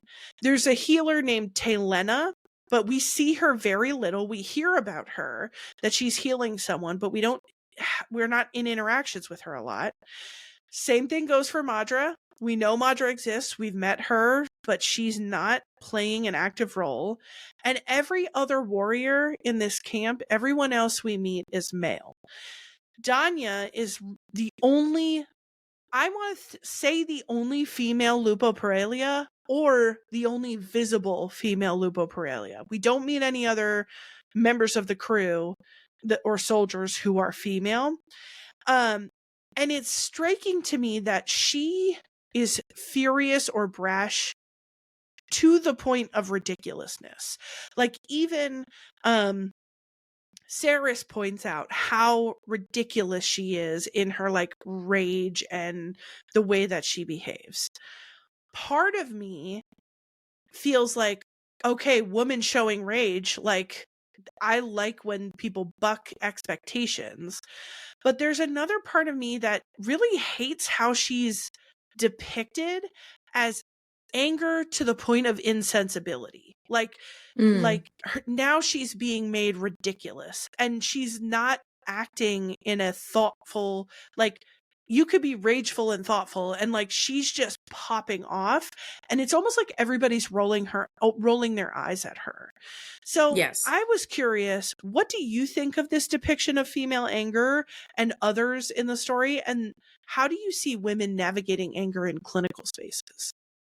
So I'm glad that you brought this up, because I think I kind of glossed over it when I read the book, where because there was a lot of other plot happening, Danya was kind of like this side thing.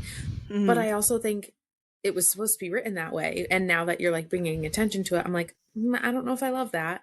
Because also, like, we meet this character, Lorith, who is like a big part of the story and is kind of like, he becomes like a part of the central group and like events that occur. Why couldn't that have been a female character and Danya have been, like, there, it's just interesting that you point out like the one that's essentially hysterical is Danya, and I don't know if there was a lot of intention behind that. And typical, right? Like, women are always shown as like, when they're angry, they're like this hysterical, problemsome, like it's an issue that needs to be solved. Whereas male characters are often depicted as like their anger is like how they survived and it makes them so strong and the aggressor, right? But she's just like this hysterical woman and like typical, right? Yep. And even Saeris like goes on throughout the book being like, I can't fucking stand her. And so there's also this piece of like, oh, the jealous woman, right? So yeah, I feel like anger in women is always viewed as being quote unquote wrong, where like you should be able to express your feelings in a calm manner, where it's like, okay, and my counterpart never has to do that. Like, how interesting. Yeah, it almost, it makes her anger ridiculous. Like, I know fair number of women.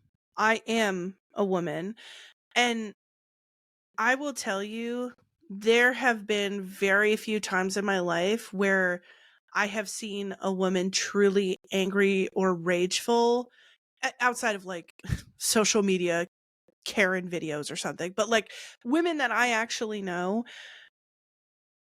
when I see women angry or rageful, it does not look like this. It does not look like I'm popping off and I'm going to make myself ridiculous. Do you know what I see when women are rageful? 100 different complex, sometimes quiet, sometimes like, I think women, because our rage has been policed, have to be so much smarter when they're rageful. I think it would have been more realistic, even if you wanted to make Danya an unfavorable character, to make her quietly rageful and then take vengeance later in the story at some key moment. Like, to me, that would have been an interesting way to play a rageful woman that doesn't make her look stupid. Like you're being idiotic. And I don't And even see the way that. that Madra's depicted towards the end of the book, Yes, very similar in the sense of like, when her character comes back around, and I don't want to jump the gun too much, but it is like, she's just this silly, helpless, like, oh, you're just mad, but you're going to let the men handle it type of character. Yes, like scampering, ridiculous. Like, it made me think about, in what ways do we internalize these messages around the roles of women? And like, how could we buck this? How could we turn Danya into somebody who, like, make her mad? I don't care that she's mad. I don't care that, even if she's brash, make her brash. But like, it feels unfair that her anger makes her look so stupid when Fisher can go around being absolutely rageful all the time, and nobody is talking about Fisher the way they're talking about Danya. Now, Yeah. it doesn't mean they don't have any problems with what he's doing, but even in the way they talk about it, they take a more nuanced approach where everybody's like, yeah, well, Danya punched me again because she popped off in another thing and like roll my eyes. It's like, I just wished that women's anger received more of a, I think, realistic tilt with the character of Danya, because I think there's something to be said for having representations of female anger and rage and that are realistic and that will help women feel seen and help women navigate their anger and rage. Like, even in professional spaces, it's okay to be angry at the same time as you're being professional. You can express your displeasure and your anger and be professional and continue to have conversations. Like, it. And also, like, when men express anger in a way that is inappropriate and is not a healthy way of communicating, like, let's stop normalizing that as like, oh, he's just a man. Like, no, do better. Yeah. Or as a sign of like, oh, well, he's, he commands respect, or he commands, it's like, oh, it's like a deference to like male anger, but like women's anger is being made ridiculous. So I'm glad that I'm glad that you are seeing these patterns, and I'm even glad that you brought up Madra, because I saw that with Madra later, and it makes me wonder what messages the author was receiving about women's anger when she wrote this. Yeah. So they, Danya has her moment. She continues to have moments. And in their meetings that continue about the war, Saeris learns that the Yvelian Fae had about a year left until they run out of manpower and supplies and would be taken over by the vampires. And this freaks Saeris out. It creates a lot of urgency and panic. She doesn't have the info she needs to forge things. And Fisher grows even more distant, which is aggravating. Eventually, he does come to see Saeris, and he's like, hey, come with me. I want to take you somewhere. And she's like, okay. And they go to a cute little town called Ballard, and they walk around and they chat with a couple people that Fisher knows. And they share a bit about one another. They kind of grow in their knowledge of each other, and they go to a house where his mom used to live. And despite Fisher warming up a bit and them sharing some stuff, he then at the end of the night is like, okay, good night in your separate bed. And we all roll our eyes and like schlump to our separate rooms. Yeah, it's very much like, I'll sleep on the couch. Yeah. Also, it's like, can we, like, dude, if you've already had sex. If you've already been inside this woman, I don't think that's necessary. But who am I? But once again, a fantasy girly trope saves us from having to do separate beds the whole night. Saeris is awoken in the middle of the night to the sound of Fisher screaming, and she goes to see him, and he's having a fit that's induced by the Quicksilver. And you could see the Quicksilver darting around in his eye. It's sort of that like descending madness that he talks about from the Quicksilver. And he's literally like, go, get out of here, save yourself. And she's like, no, not gonna do that. I'm gonna stay right here. And she like sits with his like kind of his face in her lap / on her chest, and she sits behind him and comforts him. And he asks her to tell him about her life before she got to Yvelia, and she does.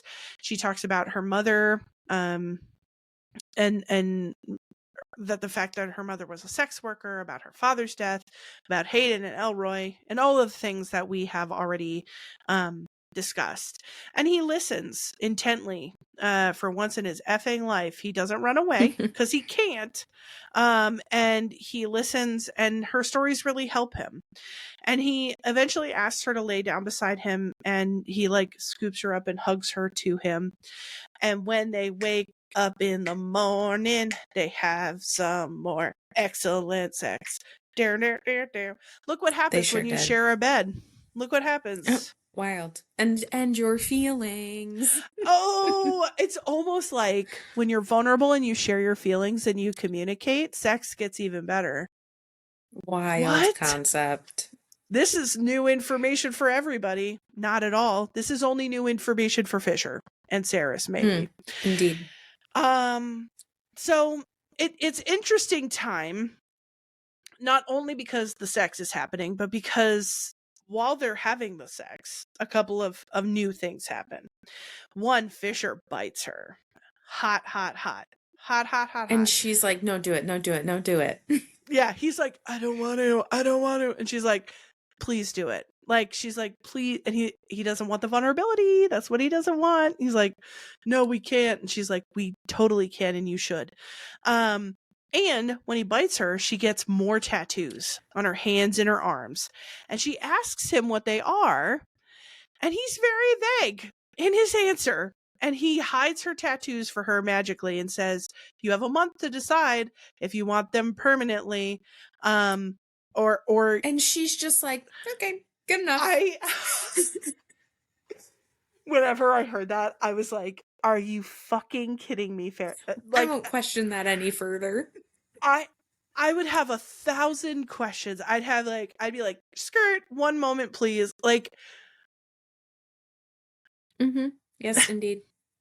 Anyway, and by the way, they could speak into each other's minds. Which I feel like she was also like, that was weird.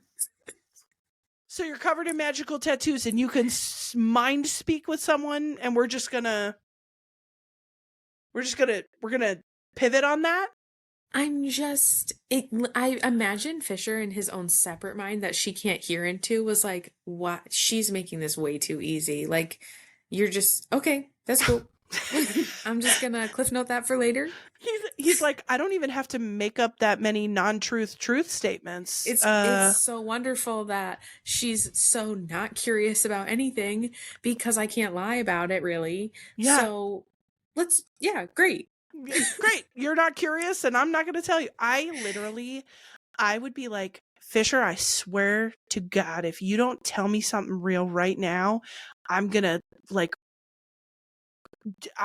commit violence against you. Tell me what these fucking are. Like, there would be no leaving until I understood what the hell was going on. But she indeed lives a different life. And she's like, anyway, back to these relics. She's like, another day. Moving on. So they go back to Erin, the war camp. And she kind of half knows something is up, but doesn't seem to want to pursue it in that moment. And when she goes back to attempting forging, Carrion, good old Carrion, has an idea. Because Saeris kind of talks about how the Quicksilver talks to her. And he's like, have you thought about talking back to it? Like, have you ever conversed with it? She's like, no, I haven't. And that was another moment where I was like, okay, all right, we're working here. It's okay. Not every female main character can be as intelligent as some of the others. You know, sometimes it's got to build. And she's got a lot going on. She's learning. She's learning. She's experienced a lot. There's trauma happening. Starvation. She's been starved for much of her life. Like, I'm pulling for empathy for her. But, babe, you got to ask some questions. You got to start asking more questions. A little curious would be good. Curiosity. So, she's like, well, no, I haven't tried it. So let's go try it with Danya's sword, because Danya's having a titty attack over in the background. And so she talks to the sword and she's like, hey, sword, can you not be doing what you're doing?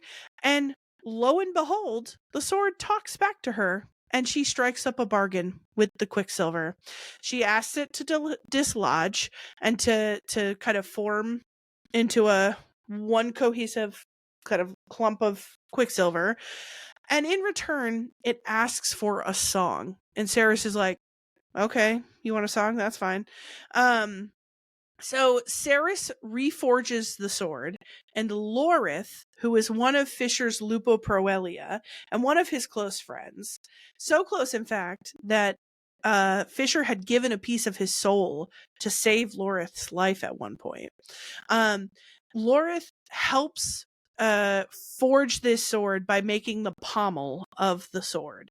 And in the process of making the pommel, he accidentally cuts himself on it. And so while he's helping her forge this thing, Saeris goes, okay, Lorith, can you sing to this sword? And he sings a beautiful song about a drake or a dragon that Fisher and the Lupo Paralia had slayed at the Argon Gate. And when it's done, the sword accepts the song, and everyone who is listening, except for Saeris, forgets it. And she didn't realize that was going to happen. She thought he would sing the song, and that was the quote-unquote price. The price was the song itself would not be remembered anymore, except by Saeris. And that's the price. Because now it is owned by the sword. Yes, exactly. So it's so funny. Like, she's like, oh, that was a great song. And Lorith's like, what song? Everyone's like, what? Yeah. What song? Like, he's like, again, she just, that was weird. Interesting. Moving on. And so after she forges the sword, she is exhausted.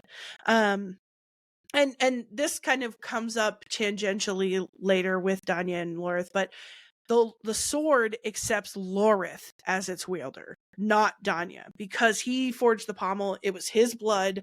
He sang the song. What you learn about Quicksilver is, again, it's sentient. It chooses people. So you can't just tell the Quicksilver what to do. The Quicksilver heard the song and was like, all right, we're that, guys. And she's like, oh, fuck. Danya's gonna lose her shit over this. And but at this point, she forges the sword. She's exhausted. And Fisher carries her back to his tent. And they agree that she will stay in Fisher's tent, because why wouldn't they have nights together anytime they wanted? And she wakes up in the middle of the night and she tries to coax the Quicksilver in Fisher's mind out while he sleeps, but the Quicksilver says that they are bonded and that getting rid of the Quicksilver would kill Fisher. Fisher wakes up while she's trying to do this, and he was like, I wondered when you might try that, but he knows it won't work. So it kind of creates this hopelessness around being able to help Fisher because the Quicksilver is bonded to his very life force. They're like getting, they're sharing secrets, they're being intimate, they're whatever, and Ren busts in and tells them they're under attack. Fisher apologizes because he put a sound bubble around their tent, and he asks Saeris to stay while he and Ren take care of the problem. And Saeris is like, no fucking way. Do not force me to say it back. I will never forgive you. And he says that he won't, but that she needs to listen. She needs to obey him if he tells her something. And again, she agrees to another thing. And Fisher offers her his father's sword named Solace. It's the one that she pulled from the stone in the Hall of Mirrors, and Fisher's been keeping it this whole time, I think, in anticipation of giving it to her. And she holds it and immediately feels a connection to it. It's clearly her sword. The sword has picked her. Fisher tells Saeris that she's got to stay with Ren, and she agrees. And Ren and Saeris are guarding a part of the Darn, and the ice is breaking under Ren's magic, but the feeders who are falling in the water start coming out of it and climbing up the bank. So when they used to be able to rely on drowning, now they can't. So they fight the feeders together. Ren injures them, and Saeris finishes them off. And what's interesting, so they have this fight. It's kind of intense where they don't know what's going to happen because these feeders are not dying. And then it ends up working out. But at the end of it, after the fight, Taladeus, who is Malcolm's son, emerges from across the Darn with Everlane on a golden leash. Like, shock and awe ripples through the crew. I was shocked. I was like, this was the part of the book where I was like, things are happening. Like, lock in, people, lock in. Yeah, he emerges with Everlane. And what it turns out is that Malcolm has bitten her and she is now in his thrall, meaning that she can't harm him and she wants to serve him. And so he wants Fisher and Saeris to, in exchange for Everlane. So he'll kind of take her out of his thrall if Fisher and Saeris go with them, and then they can have Everlane back. And they do not have a lot of time to decide. And they need to meet them in Gilithry in order to make this exchange. This is a devastating blow to the crew. They scheme about how to save her.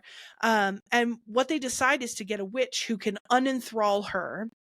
And then Saeris works on forging rings. Now that she knows that she can make bargains to the Quicksilver, she's making rings as fast as she can to help them get the tools that they need to fight the vampires. And it's interesting because Saeris forges one ring in particular, and it tells her that she must save Fisher and the gates. And she tries it on, and it's a little Lord of the Ringsian, and it screams at her, Anarath more, over and over again. And we don't know what this means right now. We find out about it later. But this phrase has been interwoven into the time she's been working with the Quicksilver. It'll say it to her sometimes, but it screams it at her this time. So it's a little bit of an episode. She keeps moving. They go to the library to see what can be done for Everlane. And Saeris learns about Malcolm's history, that the last king of Yvelia, King Dianthus, I'm trying. Sounds good. Yep. The pronunciation game is one that's a tricky one. That King Dianthus offered the cure for the vampire curse to everyone. Everyone used to be under the vampire curse, and Malcolm was the first to decide to keep being a vampire. There were a bunch of people who were vampires, and they got moved to the Fae class, and because he wanted what vampirism could offer him. 1, immortality, and 2, increased power. And the more he makes more vampires and more feeders and more generals, the more and more powerful he becomes. Saeris also learns about god bonding. And this is the time when she starts to put some things together.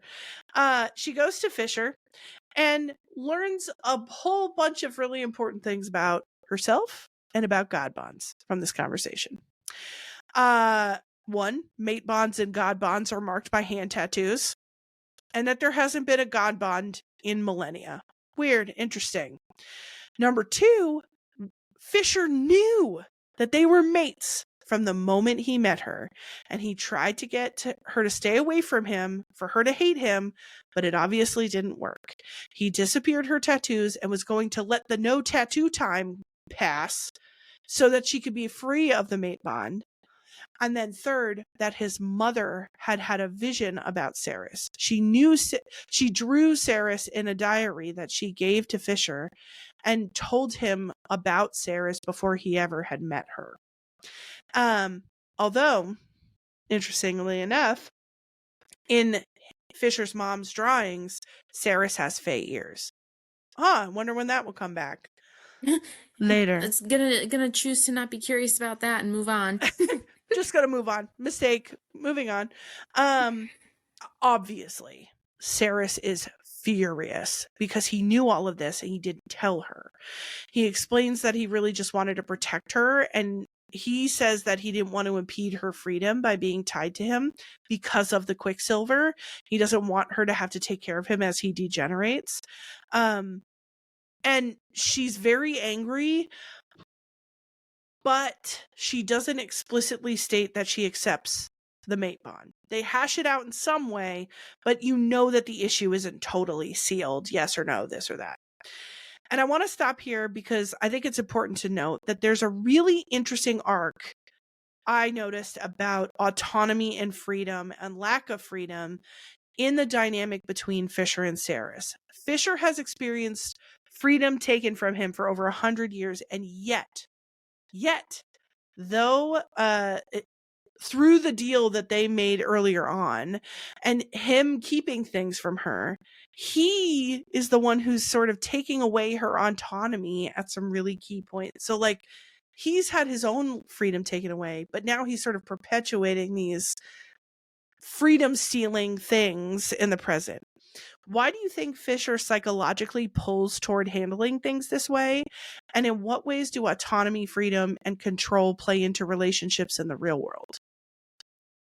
So I believe that Fisher acts this way because of that, like, feels so guilty. I'm this horrible person. And also, like, I cannot tell you so much of like my history that makes me feel the way that I do, where like, you don't know the real me. You don't know what you're getting yourself into, like that type of mindset where like, Mm, because he can't tell her all of the things that have happened and things that he has participated in, I think he feels like she's being duped. Like she doesn't really know like some major like character points about who I am. And so again, like I don't want her to be tied to me. I don't want her to have to be like stuck in this horrible situation for the rest of her life. And so again, it's this piece of like, because I'm so horrible, I want other people to like be pushed away or think I'm horrible too. And so again, mm, like takes away these decisions from her, and she can make her own choices. She's grown. Granted, sometimes her choices suck, which you've seen mhm, firsthand. mhm, And mhm, like mhm. she has asked you multiple times to stop taking that away from her, and now she finds out you did it in like a very monumental way, Yeah. and that's shitty. And I think it's a good example of like I can see why. I could see, like I can make connections into how you got to this behavior, but if your behavior infringes on the autonomy, the freedom of other people, that's where I start to take issue. It's like it becomes more urgent if somebody's autonomy and well-being are at risk because you are processing whatever it is you're going through. And I think that's how it shows up in sort of real world relationships too, is control and trying to manipulate a person's behaviors within the context of a relationship have to do with things like relational patterns born out of something maladaptive, or you trying to process something or feel a sense of control or safety. And I can make sense of all of that, but I can't support or validate that, or um we have to recognize that being in relationship is about autonomy. It's about trusting someone with their autonomy. Um, and so I've had conversations with lots of folks around like the fact that being in love or being in relationship does not mean control or ownership. And we have to recognize that folks have their uh should, within the context of a relationship, have autonomy to make their own decisions. And I think a big part of it too is like when situations like this come up in the real world, a lot of times it is coming from a place where the person thinks they're coming from a place of love, like right? Like I'm Mm, scared, I want to be helpful, I want to protect them, like I'm trying to do what's best for them, help them make a good choice, right? And in doing some of those things that we're feeling are protective, we're taking away their ability to have choice and have a say in what's going on. And so I yes. think I'm even thinking of like parent child relationships where Mm, like no, there comes a point when like when safety is off the table that like we do need to let our kids like be their own person and make their own decisions, right? yeah. And I see a lot of the product of people who are now young adults who were children that were not allowed to make their own choices about anything and now have a really hard time making healthy, Mm, safe choices. So, as much as you think you're being protective or helpful, you're actually setting someone up for failure when they need to use that part of their brain to make some decisions because they're not used to it. So, it happens in romantic relationships, but it happens in other types of relationships too. And I don't think it's always like, you know, this person has ill intent. I think sometimes it just ends up being like, I thought I was helping. It was actually controlling and impeding on someone else doing what was right for them. Absolutely. And giving someone the freedom to do the wrong thing for themselves too, right? Again, within safety, if somebody's, safety is impeded, then we need to take, account of that. But sometimes you just have to mess up. Like sometimes in life, you just have to get a mysterious chest tattoo from a man that you are in a kind of relationship with, and then not ask the right questions and then end up in a worse situation. Like sometimes you just have to let people pick something that you wouldn't pick, or sometimes pick something that's objectively toxic and let them like, have hey, we happen to be God bonded. I just want you to know that's what all those tattoos mean. You can be my mate and attached to me for the rest of forever, or you can choose not to. Yeah. That's all that had to be said. You have a month to decide. So Yeah, get thinking. No biggie. But the thing is, it's in the real world space, it's like if you never let somebody feel the sting of making a mistake, even if it is a mistake, you need to experience that for yourself. You need to know for yourself. And I could tell you 100 times over, and this is part of why counselors don't do advice giving. I could tell you what I think is going to be the most helpful path forward. But until you experience it, until you come to it on your own, my view doesn't mean, nearly as much as it does to someone who's like, you are an expert in your lived experience. You need to decide what's right and experience when you realize that it really isn't right. Mm-hmm. So they do learn some things. She does finally get some answers that she really needed. Fisher gives some information that he's been withholding. I think you and I are both annoyed at him for this. In addition to Saeris is not asking questions. So they talk, and Fisher takes her back to Ballard to his mother's apartment, and he says to her, and as soon as the first time I read this, as soon as he said this, I'm like, something bad's about to happen. He goes, "Can we just have tonight? Can we just be together tonight and not worry about the rest?" And I was like, oh God, that's the death knell. But again, Saeris is like, okay. Yeah. and so they again have mind-blowing sex. It's awesome. And Saeris's tattoos come back, and Fisher accepts the mate bond. So he gets new tattoos. He's in. And so he's made he's now pro mate bond. Although he says you don't have to make anything, any decisions, but I'm accepting the mate bond. Saeris doesn't have Fisher disappear her tattoos, but she also doesn't say she accepts the bond. So there's some sort of like half measure she's going by here. But when Saeris wakes up, Fisher is gone, which we knew was going to happen, but Saeris is very surprised by this. Of course she is. Yeah. And so he leaves a note, and it's a very self-sacrificing note. He's like, don't worry about me anymore. Go live your free life. And he's opened a Shadowgate for her to somewhere. And it's very clear that he went to Gilithrai to trade himself for Everlane. He says that he'll send Everlane through a Shadowgate to Kalish, and he leaves Saeris Nimmerel, his sword, tells her to go back to Zilvaren, get her family, and be free. And she's like, you self-sacrificing son of a bitch. Like, she's like, did we not learn anything about the taking autonomy from people bullshit that we just went through? Mm-hmm. So she takes the Shadowgate that Fisher left for her, and it brings her back to Kalish, where everyone is studying studiously. They're all like, we're working really hard as a team. And they found a witch named I looked up how to say this. It's like Ishabel. I'm gonna butcher it though. I'm so sorry. She's waiting. The witch is there waiting to help them unenthrall Everlane whenever Everlane, they do the Everlane thing. Saeris shows them the letter, and everyone else is pissed too. They're like, are you fucking kidding me? And they don't know what to do. but Carrion realizes, he's like, wait a second. Again, Carrion coming through. Of all people, I know. He's just and he out also here. like teased her when she came back through the shadow gate because she was like waiting in Fisher, or Carrion was waiting in Fisher's room back in college, and he was like, oh, hey, I wondered when you were gonna walk through that. Interesting. He's like, guess also what? I found a little diary. She's like, I know what's in the fucking diary, Carrion.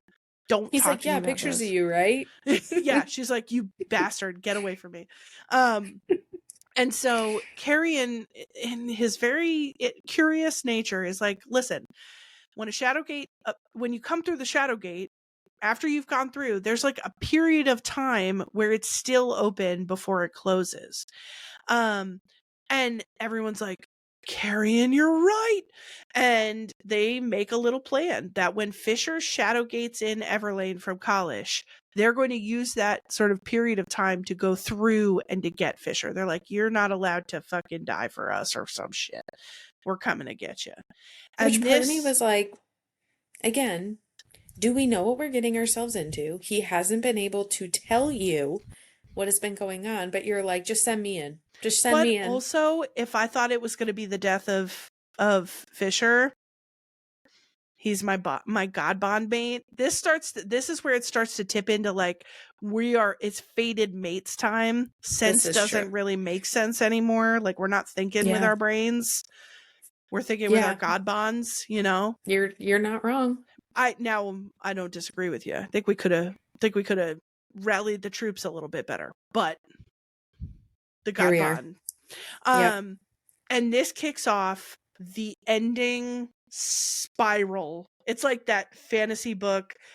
Oh, God bless. It's that fantasy book spiral where you're just going crazy. Like at least for me. And there's not much of the book. Like if you're visually looking at the book, like know there's not much left. And so I'm like, you idiots are going to do all of this right now. And I already know just by pages left, this isn't being tied up nicely. Like, I know it. I'm not going to get all my answers. Correct. Yeah. So this starts the spiral to the end. So the shadow portal opens on the ceiling of all places, and Everlane falls through and onto the dining table. They all freak out, but Carrion, Saeris, and Lorith manage to make it through the portal and are dropped.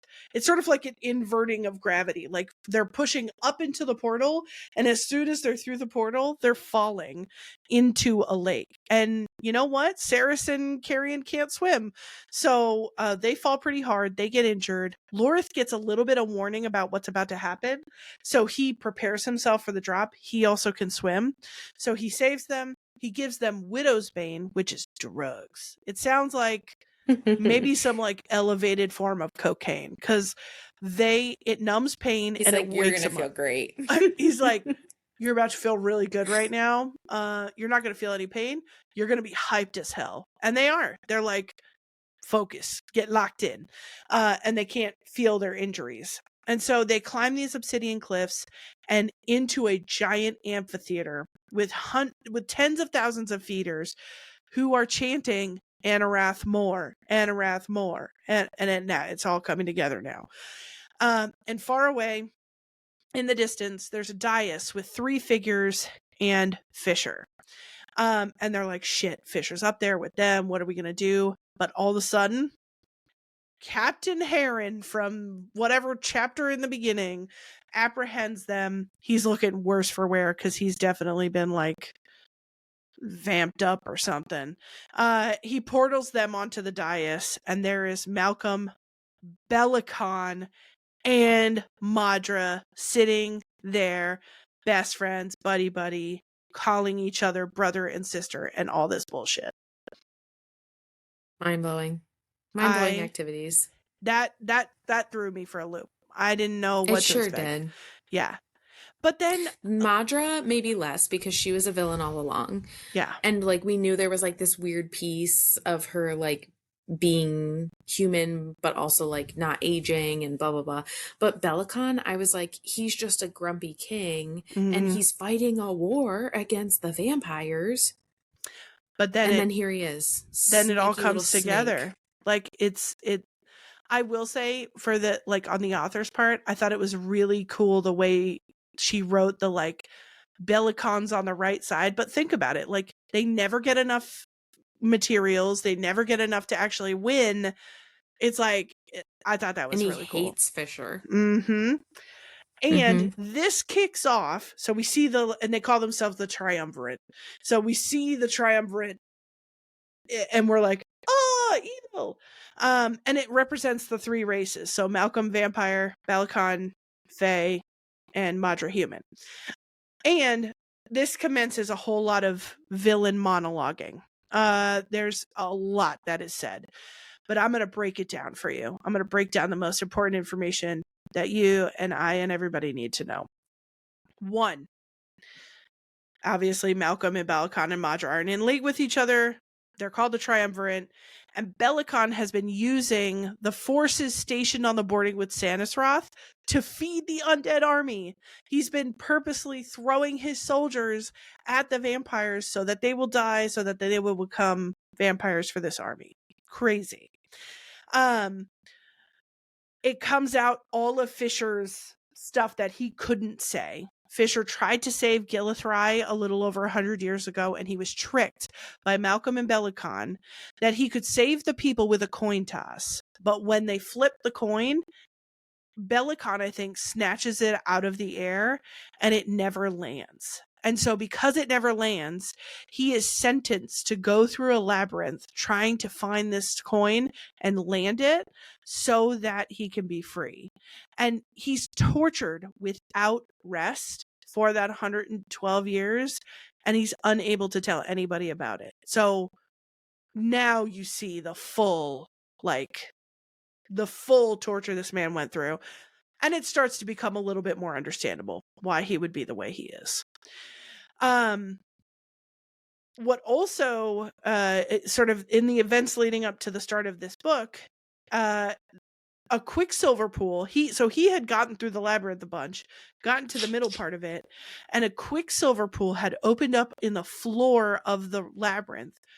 And Fisher was like, I don't know where that goes, but anywhere's better than here. So Fisher jumped in, and he pops out, and that's where he finds Saeris getting murdered by Heron. He's like, well, Destiny's a bitch. Takes her, takes the sword, and that's how we start this book. What we also learn is that Belicon had killed Fisher's mom after she gave birth to Everlane. So the full evilness of Belicon comes out in all of this monologuing, and it's terrible. It is. And it just, I will say, when they were like, yeah, he got tricked by a coin toss, I was like, are you shitting me? That's what took him down after all this time, because someone went yoink.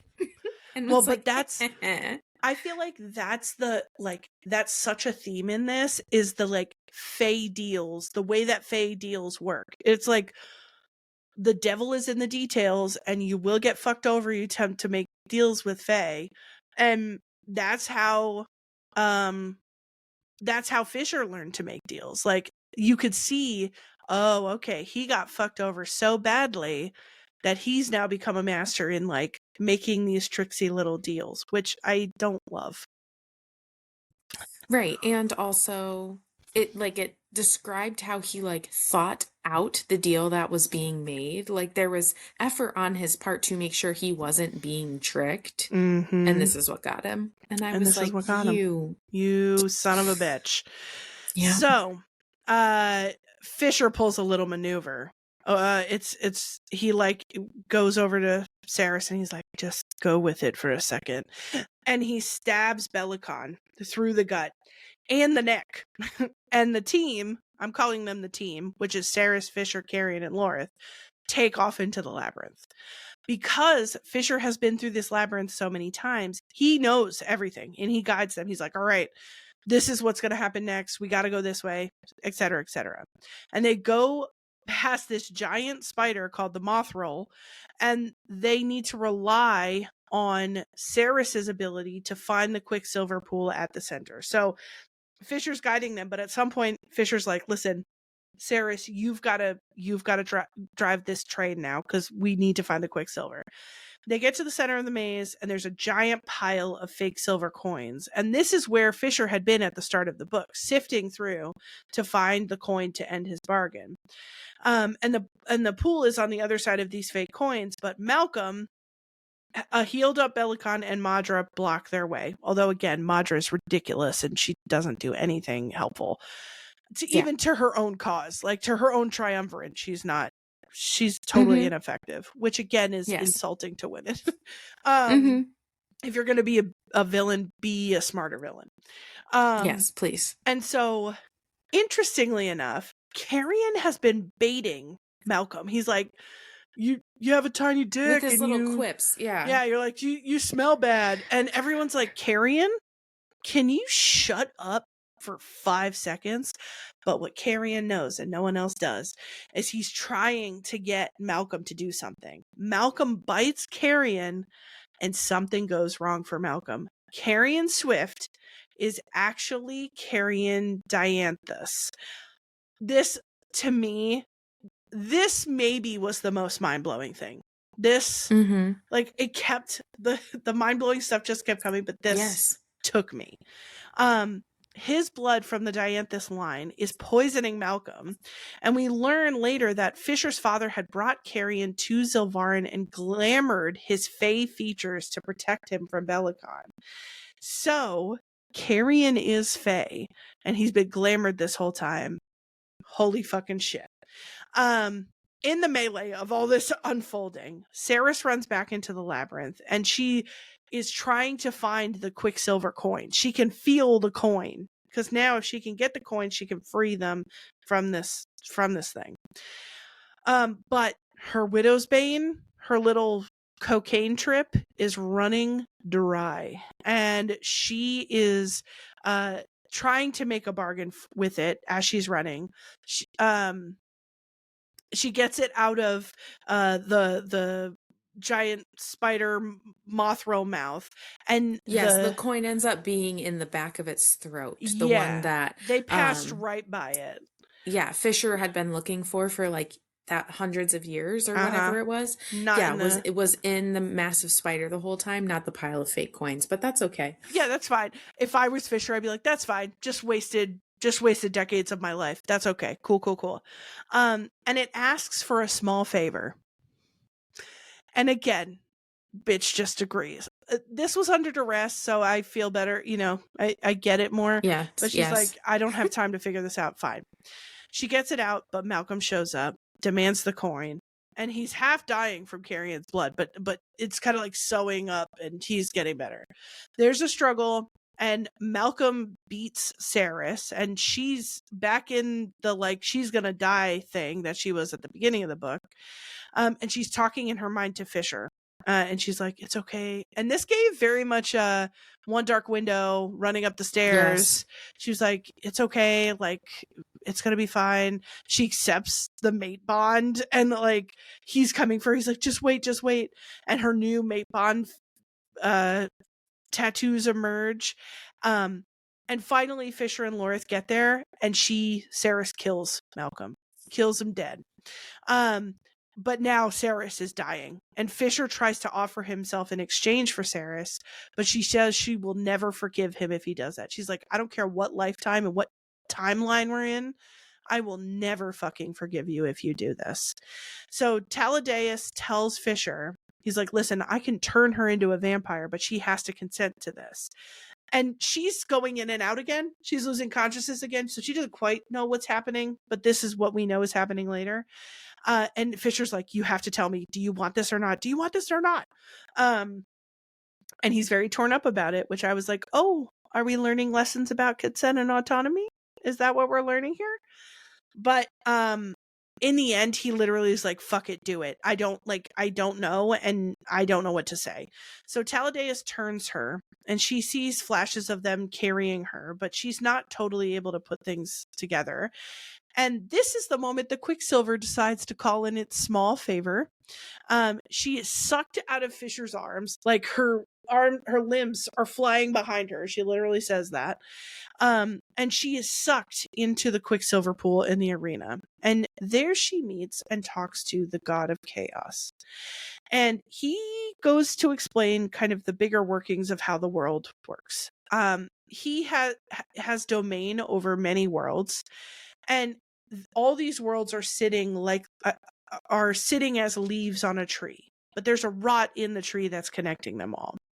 He has seen Fisher and Saeris get together and tried to keep them apart, because each time they find their way to each other, there's great strife, and a lot of people end up dying. But he has also seen that in any way forward they're not together, the whole tree dies. The rot takes over. And so he offers her an option. Become something that the other gods cannot track or influence, forge her own path, and stop the destruction of all the worlds. He can do this for her, or she is going to die. And she says, I want to stay with Fisher among the living. And so the god of chaos changes her, and when she wakes up, she is half vampire, half fae. There is no one like her, and she is having to get used to a whole new existence, a whole new body, a whole new way. It's interesting to note that Telena and Isabel have found a way to quiet the Quicksilver in Fisher's mind. There will be lots of treatments over a long period of time, but that he will get better. And craziest of all, because she has killed Malcolm, their vampire king, she is now their new vampire queen. And we all gasp for one more gasp, and then the book fucking ends. And we're left. It sure does. It sure does. So what did you think about these ending events? What did you think about, like, as we've journeyed overall, what are you kind of walking away with? Lots of questions. And yeah. I will say that Zareth, the god of chaos, it was full circle, because they talk a lot about the gods in the beginning, where especially like when she first comes over to Yvelia and Everlane is like, no, here's the real story of the Fae. And there's like this piece of like, do you still worship I think there's 7 of them, maybe the 7 gods. And she was like, kind of, not really. But like, we have 2 sons. It doesn't snow here. There's no, like, it doesn't get dark. Like, your world is weird. And Everlane's like, oh, let me like explain to you more of like who the gods are. And here's all their statues that we worship. And the god of chaos is one that like, we don't ever look at him and don't disrespect him because something bad will happen, right? But like Fisher's always like, fuck you, dude. And so there is this like lore with the gods. And so for it to be like brought back to that of like, we want to talk to you. And then the Quicksilver pulls her in, and then she's like speaking to this like god of chaos that people are like, respect him, don't look at him. And he's like, oh, hey, yeah, I've been watching you. And Kingfisher's my champion. What the fuck is that about? Yeah. So yeah, it was like, it brought a lot of pieces together, but also like opened so many more questions. And then she was like, and then she goes back and she's with the vampires, and the book ends. I was like, wait. Okay. Like, excuse the shit out of me. What the fuck? Yeah. Dude. Yeah. Yeah, I had very similar, like, because I read it a year ago, there was no release date for the next one in sight. I was like, I'm just left with question, like, the fuck? What is this? Yeah. So yeah, that's fine, I like, right? Yeah, I love that feeling of like, I don't know what's going to happen, and it's going to be a long time till I find out. So we're not going to feel like that at the end of Brimstone. There's totally not going to be more questions that need answering at the end of Brimstone. Totally. I mean, given that there's a third book that needs to be written. Oh, that's good to know. Didn't pay that much attention. Oh, girl. I think we're in for it. But I think that leads into a little future thoughts and theories, which we would get into, among other things. But let's go ahead and go for break. When we come back, we will go over our tee-hee moments, our therapy deep dive, and our future thoughts and theories. Bye.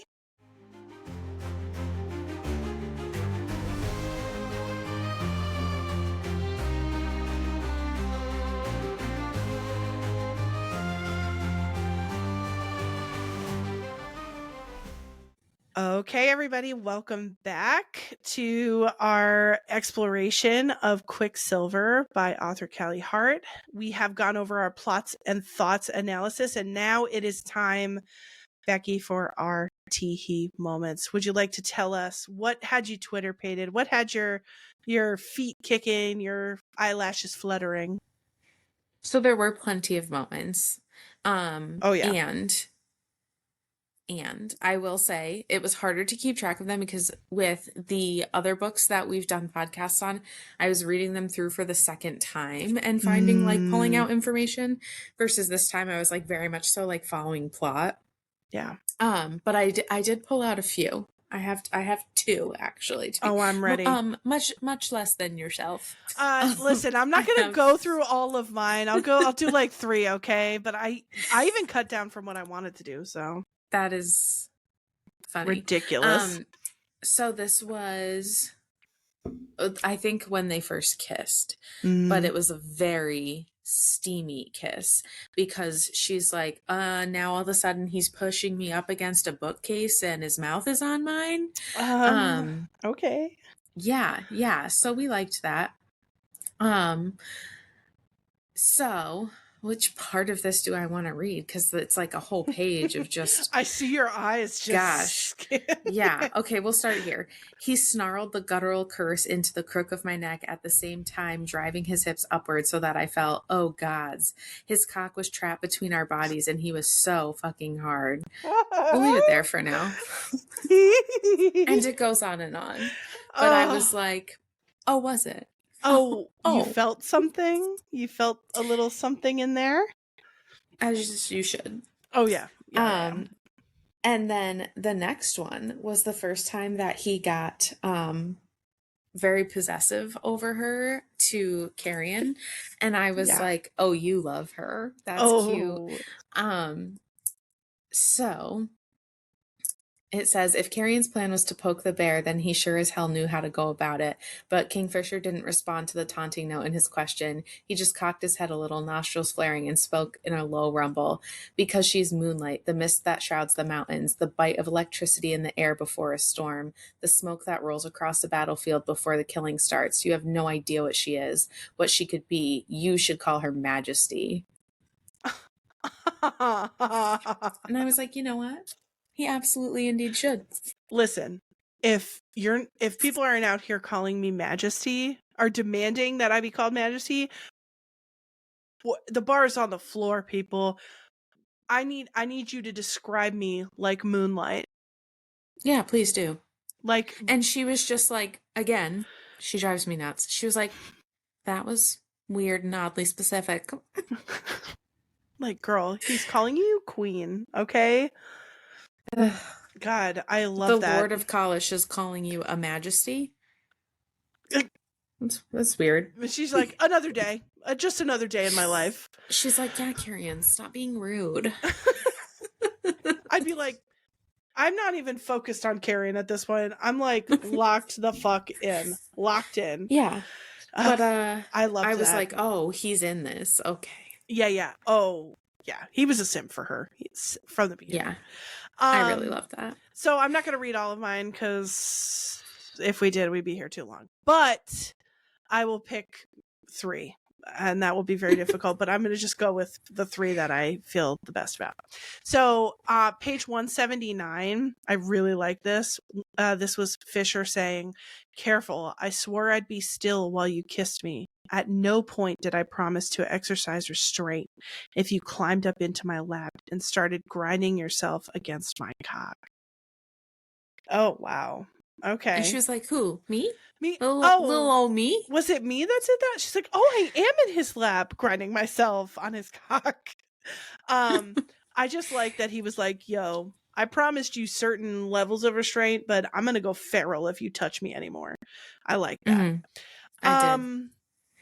There was also a part, page 276, when he said, "You are a newborn fawn stumbling around in the dark, surrounded by predators with very sharp teeth. I'm the thing that pulls the fear of the gods into the monsters who would eat you, bones and all." You are the thing in the darkness that scares the monsters? there's something dark and steamy about that to me. I'm like, I guess we'll be friends. Yeah. I'm like, yeah, you're all right. You're all right. Mm-hmm. I just like the fact that he's a little scary. Like, you're just a little scary. But you're like mine. You're a simp for me. Okay. Yeah. Mm-hmm. Yeah. Okay. I gotta pick one more. All right. Page 408. I really like the part where he says, I'm going to make you hoarse from screaming my fucking name. I'm going to mark you in every way imaginable so that everyone knows you're fucking mine. You're going to do that scent thing with me. That everybody knows don't need the moss. Yeah, no moss required here, friends. I do want to smell like you everywhere we go. Yeah. I do like that. Could I give one from Carrion? Is that allowed before we go to the please do. Okay. This actually is Carrion talking about, like, they're talking about Danya actually, and they're like, God, Danya's so annoying. And Carrion goes on page 480, I love a girl with a sharp tongue and a bad attitude. Kind of makes my dick hard. Like, Carrion. Yeah. What are you doing, man? I thought that was calling it out. He's calling it how it is, and we love him for it. So those were our tee-hee moments, things that made our hearts flutter or something. And now it is time for our therapy mind deep dive. And I do have a couple of themes for us to examine before we wrap up with our future thoughts and theories. The first is one that we've talked about a bit throughout the plots and thoughts, but it's avoidance and defense mechanisms. On page 411, I thought this was such a great line from Saeris. She says, and she's talking about Fisher. She goes, if I knew him, he'd be back in Erin by now, freaked out and angry. I'd be discarded here for 3 days as a result of his inability to manage his fucking feelings. We stan a girl who calls it how it is. Now, she does turn out to be wrong in this instance, but she's right in a lot of instances. We see at several junctures that Fisher has big feelings or something he's experiencing that he can't really process or contain, and he leaves Saeris for a couple of days in one place or another to kind of deal with it separately. In the real world and in counseling, we really help folks to examine defense mechanisms like avoidance and our emotional patterns. What role do you think avoidance plays as a defense mechanism for folks, and how might people who are prone to avoidance patterns address this? And then I have a follow-up, which is, what other defense mechanisms do you see people using? So with avoidance, I feel like change is hard. And so if I don't want to make the effort to actually try to do things differently and deal with whatever fallout might come from that, I'm going to avoid it. Because if I just keep avoiding it and pretending that it's not a problem, then I don't have to do the work to address it. And so I think that is where avoidance is maybe the word easy isn't the right word for it, but it is a path of least resistance. And so if this is something that is familiar or predictable, even if it's not what feels good or right or healthy for me, if I can avoid making the change and avoid the problem altogether, then there's some comfort within that. And I can just kind of keep doing what I'm doing. Yeah. Oh, absolutely. And what's so interesting, because I see avoidance kind of happening in two ways. One is I'm going to avoid the thing and I'm going to avoid the feeling. And I truly like dissociate from every part of it and just sort of turn my back on it. But more oftentimes than not, for folks who are using avoidance tactics, it's in the background playing emotionally anyway. Like you still have the unease of whatever it is that you're avoiding. It might just come out in other ways. So like folks will be like, I don't know why, I just don't feel good today. And it's like, it's sort of like a general malaise, but what it's really connected back to is this thing that you've decided that you're going to leave unprocessed. So Mm-hmm. either way, you're going to put emotional labor into this thing. It's just a matter of, do we put a bigger investment in now in the hopes that we can, like lower this investment later? Or do you just want to like hover here trying to avoid something while you're still, it's like at the back of your consciousness? Yeah. Yeah. And I feel like the best way to address avoidance is to be able to name it. Because I Mm, think people love to live in their own delusions of like, I'm not doing that. That's not a problem. And I think what is helpful in therapy, because it's so easy to slip into like a defensive state. And that is where like the therapy setting is really unique, because in the ways that I might have a conversation with a partner or my mom or something like that, where like I am like scared of judgment, or I think they're criticizing me, right? Like I shut down and I get really defensive, and I don't want to talk about the things that I've been avoiding, or just the fact that they've noticed it, right? yeah. And so in a therapy space where trust has been established, we've talked about some really hard things, that is a unique experience where if my therapist were to say to me, it feels like you're kind of like avoiding addressing that, or I feel like you keep talking about this one problem, but here's a big part of it that you keep kind of like leaving out, right? So Mm, I feel like it feels like a safer space to have some of those conversations and to trust someone to point it out, and that without it meaning that they're judging you or I need to start feeling defensive around it, and like actually like talk about why that's happening or what purpose it's serving. yes. Especially because, and this is where I think as a counselor, you have the unique ability to challenge someone without the personal stakes in it. Like, that I'm not challenging this thought because I have any, like anything to gain necessarily from you thinking one way or another. When I'm challenging a client, it's because it's a part of the betterment of your process. And sometimes we're wrong. Like, that doesn't mean counselors are always perfect or, kind of do the right intervention or whatever. But what it does mean is my intentions are never coming from a selfish place where I'm trying to use my role in another way, as if I were like your sister or your cousin or your mom. Like, I might have stakes in something that would be for my benefit, but with a counseling relationship, you don't have to worry about that. I'm just Right. here for you.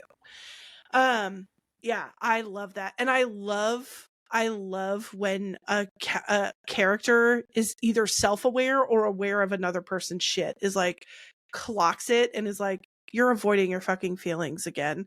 Um, eh, because it cuts through some of those tropes that I see around, like, oh, is it my fault? Like, her sitting, I could see a different version of a book where like she sits and worries if there's a problem with her, where she's like, did I do something?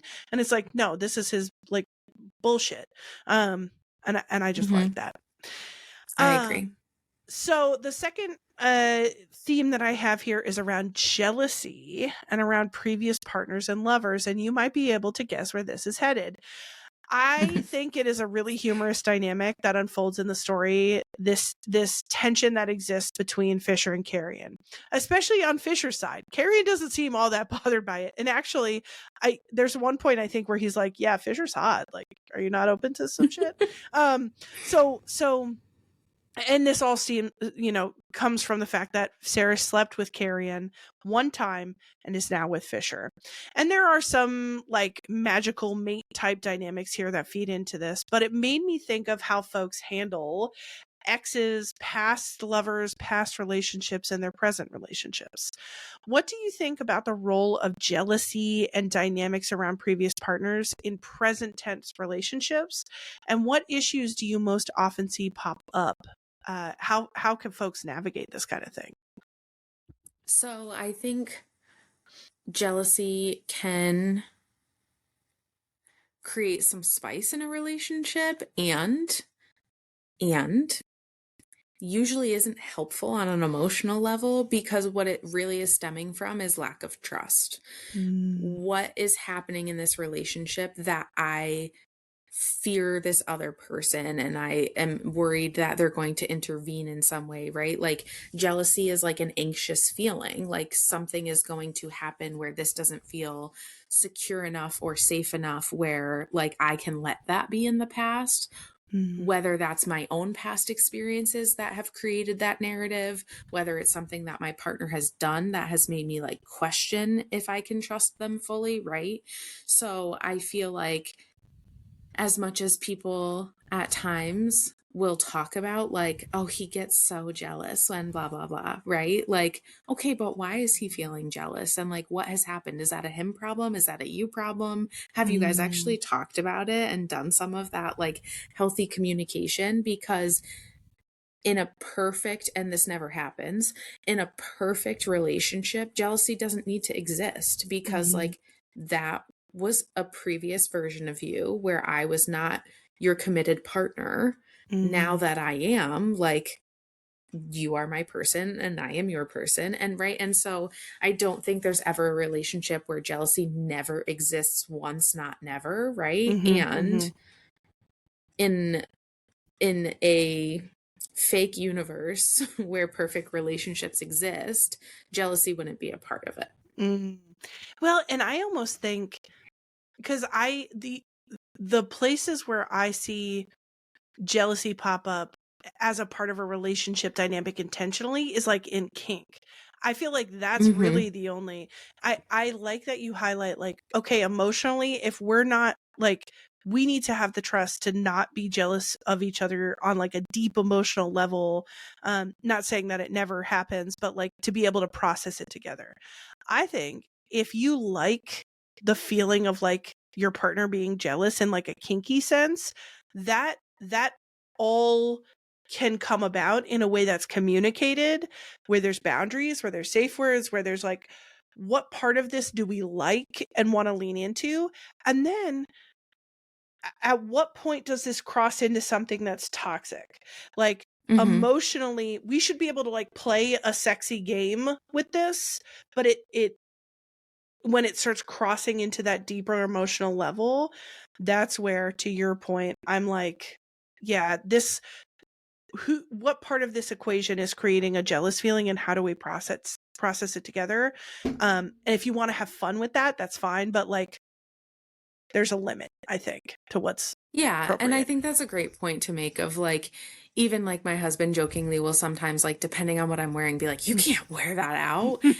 Does he actually have any say or care about what I'm wearing when I leave the house? No. But it was basically a way of saying like, you look really good. And I don't want other people looking at you and thinking you look good. Right. Like, cause you're my wife. And like, it is that like sexual tension, like ha ha ha, bantery type esque, and it does like it feels good of like, oh why, because I look too scrumptious in this outfit, right?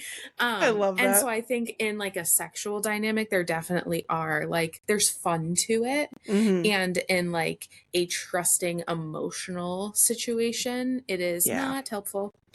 Well, and if we take it too far, it can be really abusive. Like, I think when jealousy is intertwined with control, and lack of trust, it can be quite dangerous. So recognizing that if you're in a relational dynamic out there, and feeling like your partner is trying to control out of a sense of jealousy, that is something like with a client I would be very like attentive with. And if it's that fun, sexy kind, as a counselor, let's talk about it. Let's talk about how we can incorporate that.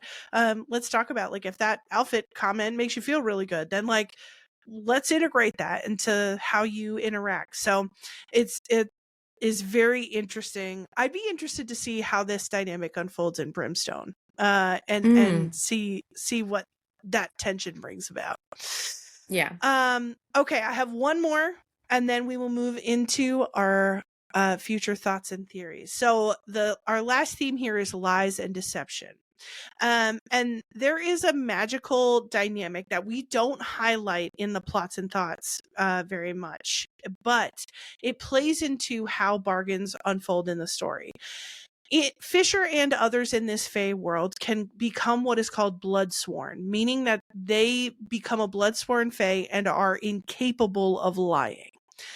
But that doesn't stop Fisher from deceiving Saeris and others at multiple points. It's an interesting look at how you cannot be technically lying, but you're deceiving others, and like really looking at what is the difference there. So I was just curious, and this is more, I guess, a general or philosophical question as well as a psychological one. What role do you think lies and deception have in the human experience, and what do you see people facing relating to lies and deception? Yeah, I mean, I think like you always hear people talk about like, oh, well, a little white lie doesn't hurt anyone. And I think Mm, there is a piece of just like in human communication, like there's a place for it, whether mhm, we agree that it's appropriate to do so or not. And, like don't ever lie to your parents, like all mhm, the little things that we learn throughout life, and the black mark that lying gets of like being such like a distasteful way of communicating, right? And but then we also talk about like, well, lying by omission, like, okay, well, mhm. is that a lie, or did I just not tell you everything you wanted to hear, right? So I think, and I know we talk about like when these therapy themes come up, like I bring up safety a lot, right? Mhm. Like, am I lying as a skill in a situation because it is related to my safety, or like am I just trying to get my needs met and this is a way to do so? Like, I think unfortunately, because I was going to say humans are intelligent creatures, quite a few amount of humans are intelligent creatures. Yeah. um I think we've learned to lie and be deceptive as a way of just like our nature. Mhm. And I think to try to constantly like berate people and make them feel horrible for communicating in that way, like it's just not realistic. Like Mhm. everybody uses these ways of communicating and in different and unique conversations and within relationships and all of that. But I don't think there's ever someone who can sit here and say like I've never told a lie. Oh yeah. I love that you talk about it in this way, cuz I feel the same way. I feel like lying is a part of the like social contract almost. And I feel like self-deception is really a thing that never leaves us. As self-aware as counselors try to make themselves, as much as we work on self-awareness, we have to be self-aware to an extent in order to effectively help our clients, and we still don't understand ourselves totally. Like I unearth things about myself that I'm like, "Oh god, I didn't know that was there." Or I think I have a narrative for something in my life, but actually I'm kind of fibbing to myself for my own self-protection. Like it's a normalizing of an experience that is so commonplace that it's like, why are we bothering to like berate people about this when it's like it, social norms tell you to lie. Like if someone says, "Hey, do you like my outfit?" and you hate it, social contract, the social norm of society says that it's very rude to be like, "Yeah, I hate your outfit." Unless you have a good rapport, a good trust built, unless you're it's like a close friend that is really looking for a true opinion. There may be times where you go, "Oh yeah, it looks, nice." Like it, or whatever the script is. Um, so I almost like to approach lies from what is the caliber of lie and what is the cost of the lie. If we're lying about, because we can overdo anything. So if we're lying about major things that are having wide spanning um, impacts on our relationships or on our selfhood, that's something we need to work on. If we're like lying about something small, about something that's not really our business to keep a social contract in place, I can't tell you how to run your life, and like, okay, you got to do what you got to do. So I like that there's it when you talk about it, it feels very normalized, because I think it kind of should be. Yeah, and I think even, approaching the season, right, of Christmas, Mm-hmm. and some things that we culturally lie about in regards to holidays and Mm-hmm. events that happen for Mm-hmm. children, Mm-hmm. because it's Mm-hmm. like funny, haha, it makes like activities and events around it, right? Mm-hmm. And then you have children like mine that are like, that's effing weird, he can leave the presents at the door. um They're like, And I'm why like, you know is what? he I'm glad coming your in my safety house? radar. Yeah. Yeah, I love that. Um you're right. So He doesn't need to come inside. You're we'll right. leave him on the porch. Yeah. Now that you're saying it, it is weird. Yeah, yeah, yeah. But and so even in like things like that where like it's such like a part of our just like culture, and and it's Mm-hmm. silly and it's fun, and but like when you think of it, it's like, It's yeah, socially contracted lying. that's a lie, and that's different. And so I think with so many things, like it exists on a spectrum, right? Mm. Where like it, yeah, is black and white, yeah, that's a lie. Also, when you're lying to your partner about being in 5 different relationships and you're spreading Mm. STDs and like leading people on to think that they're going to marry you, but you have 5 wives. Yeah, I yeah. think of like, I don't know if you're a New Girl fan, but the I've never part where seen he's like, it. you can only have one wife. I have not seen that. I haven't seen New Girl. Katie, this is so unrelated to the podcast, but as someone who loves and cares for you deeply, Mm-hmm. what are you doing? What do you mean you've never watched New Girl? I know. I've had so many people say that to me. I just need to find like a span of time. It would really, okay, first of all, the episodes are only like a half hour, so figure it out. And also, a good chunk, 80, maybe even 90% of the back and forth quoting with my sister is just straight quotes from New Girl. Okay. So it feels like it's integral to our friendship, maybe, that. Yeah, a little bit, because of our like deeply rooted soul tie that we are undeniably the same person over and over again. It just feels like a little bit of a character flaw. I'm not gonna lie. It feels like a betrayal of the soul bond. Okay. Indeed. Okay. I will take that. I will. Hot on that. Okay. I will get on that right away. And I'm so sorry for showing up unprepared. That's okay. I forgive you.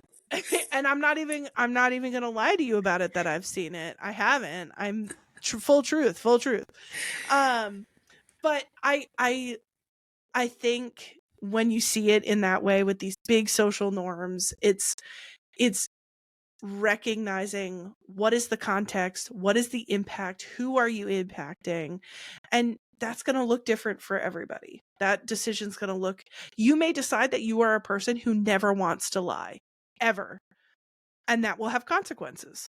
You may be a person who will decide for certain things under certain circumstances, I will tell a lie to save a social contract of some kind.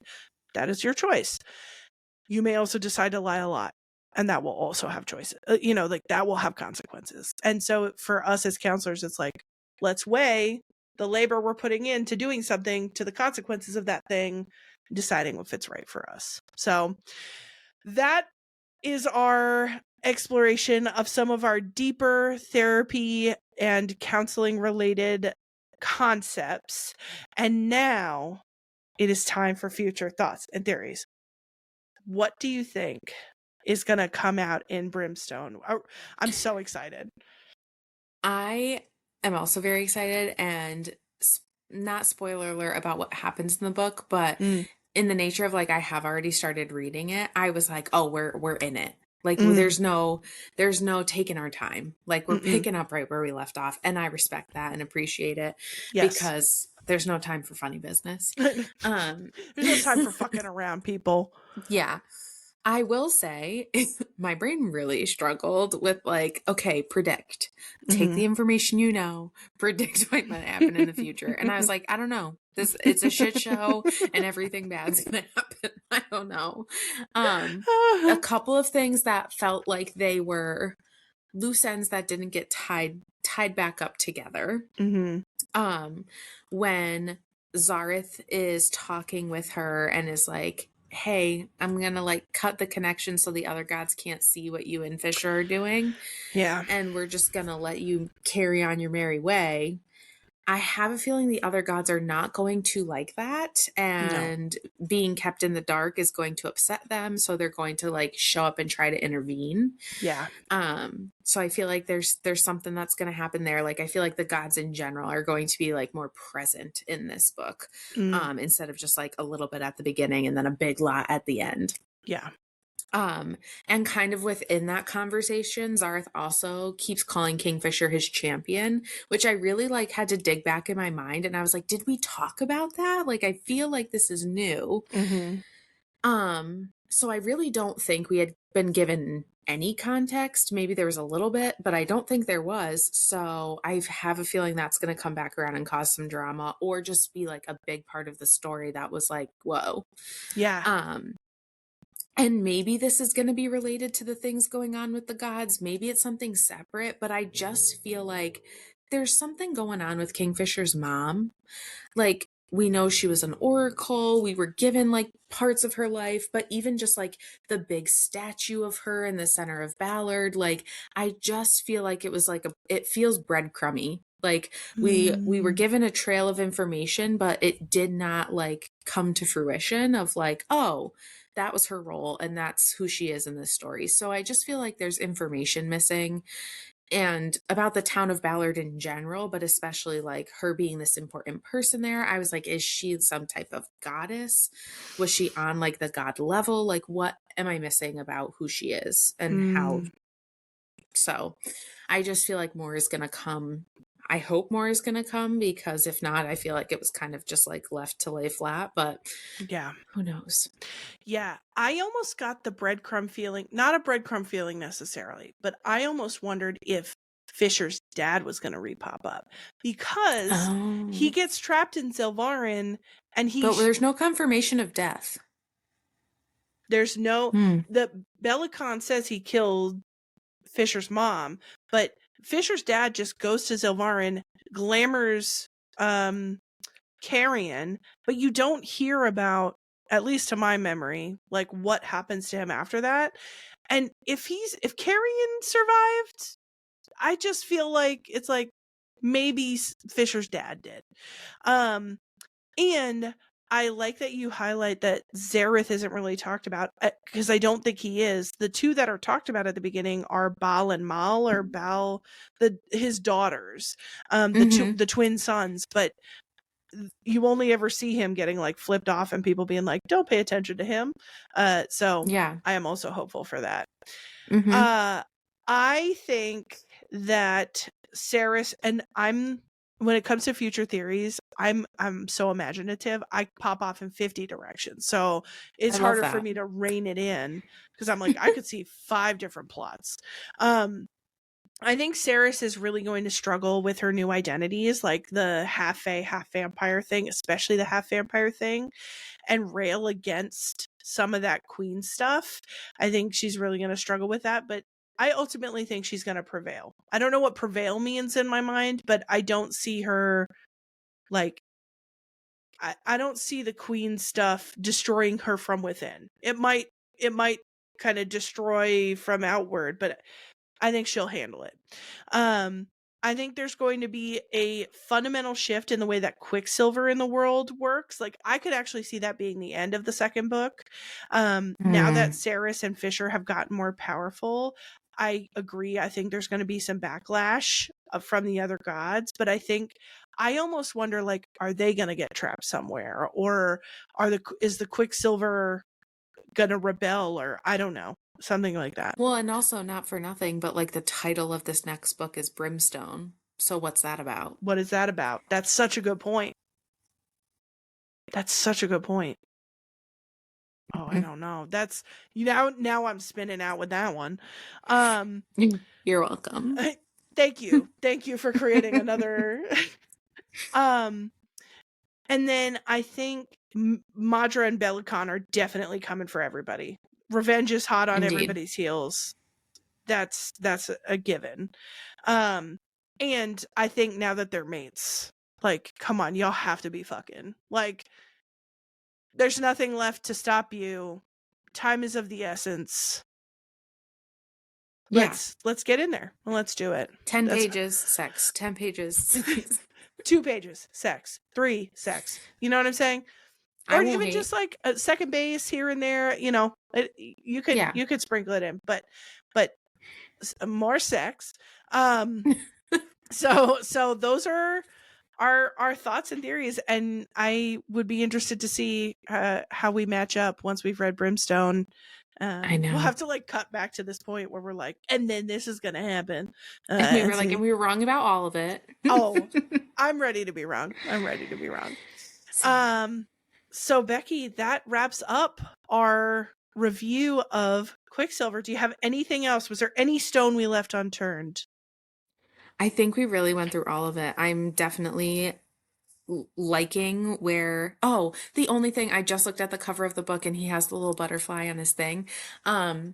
We learn that Osha means like the most sacred. Yeah. And so because she's his mate, they're so in love, blah, blah, blah.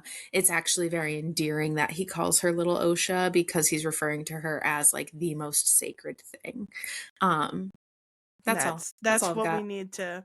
Well, and again, this is another reason why there needs to be more fucking. You know what I'm saying? Like, we have the butterflies. She's Osha, most sacred. Yeah. Punani. Let's just get in there because it's sacred. Well, with the most sacred Punani, we're going to go ahead and wrap up with our final remarks and social media shout out. If any of today's topics were triggering or upsetting, we went through a lot. Please make sure to seek out individualized mental health treatment. And remember that this podcast is for fun.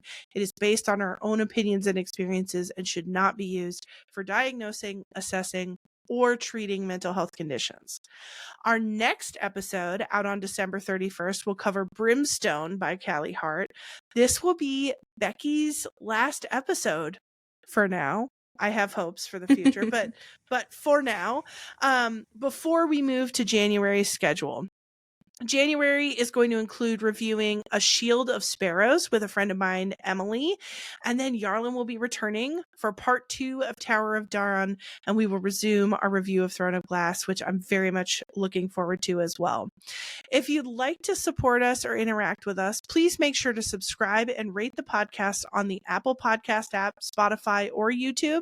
You can follow us on Instagram at Fae and Fables Pod or email us at faeandfablespod@gmail.com. Thank you so much for listening and see you next time. Bye. Bye, everyone.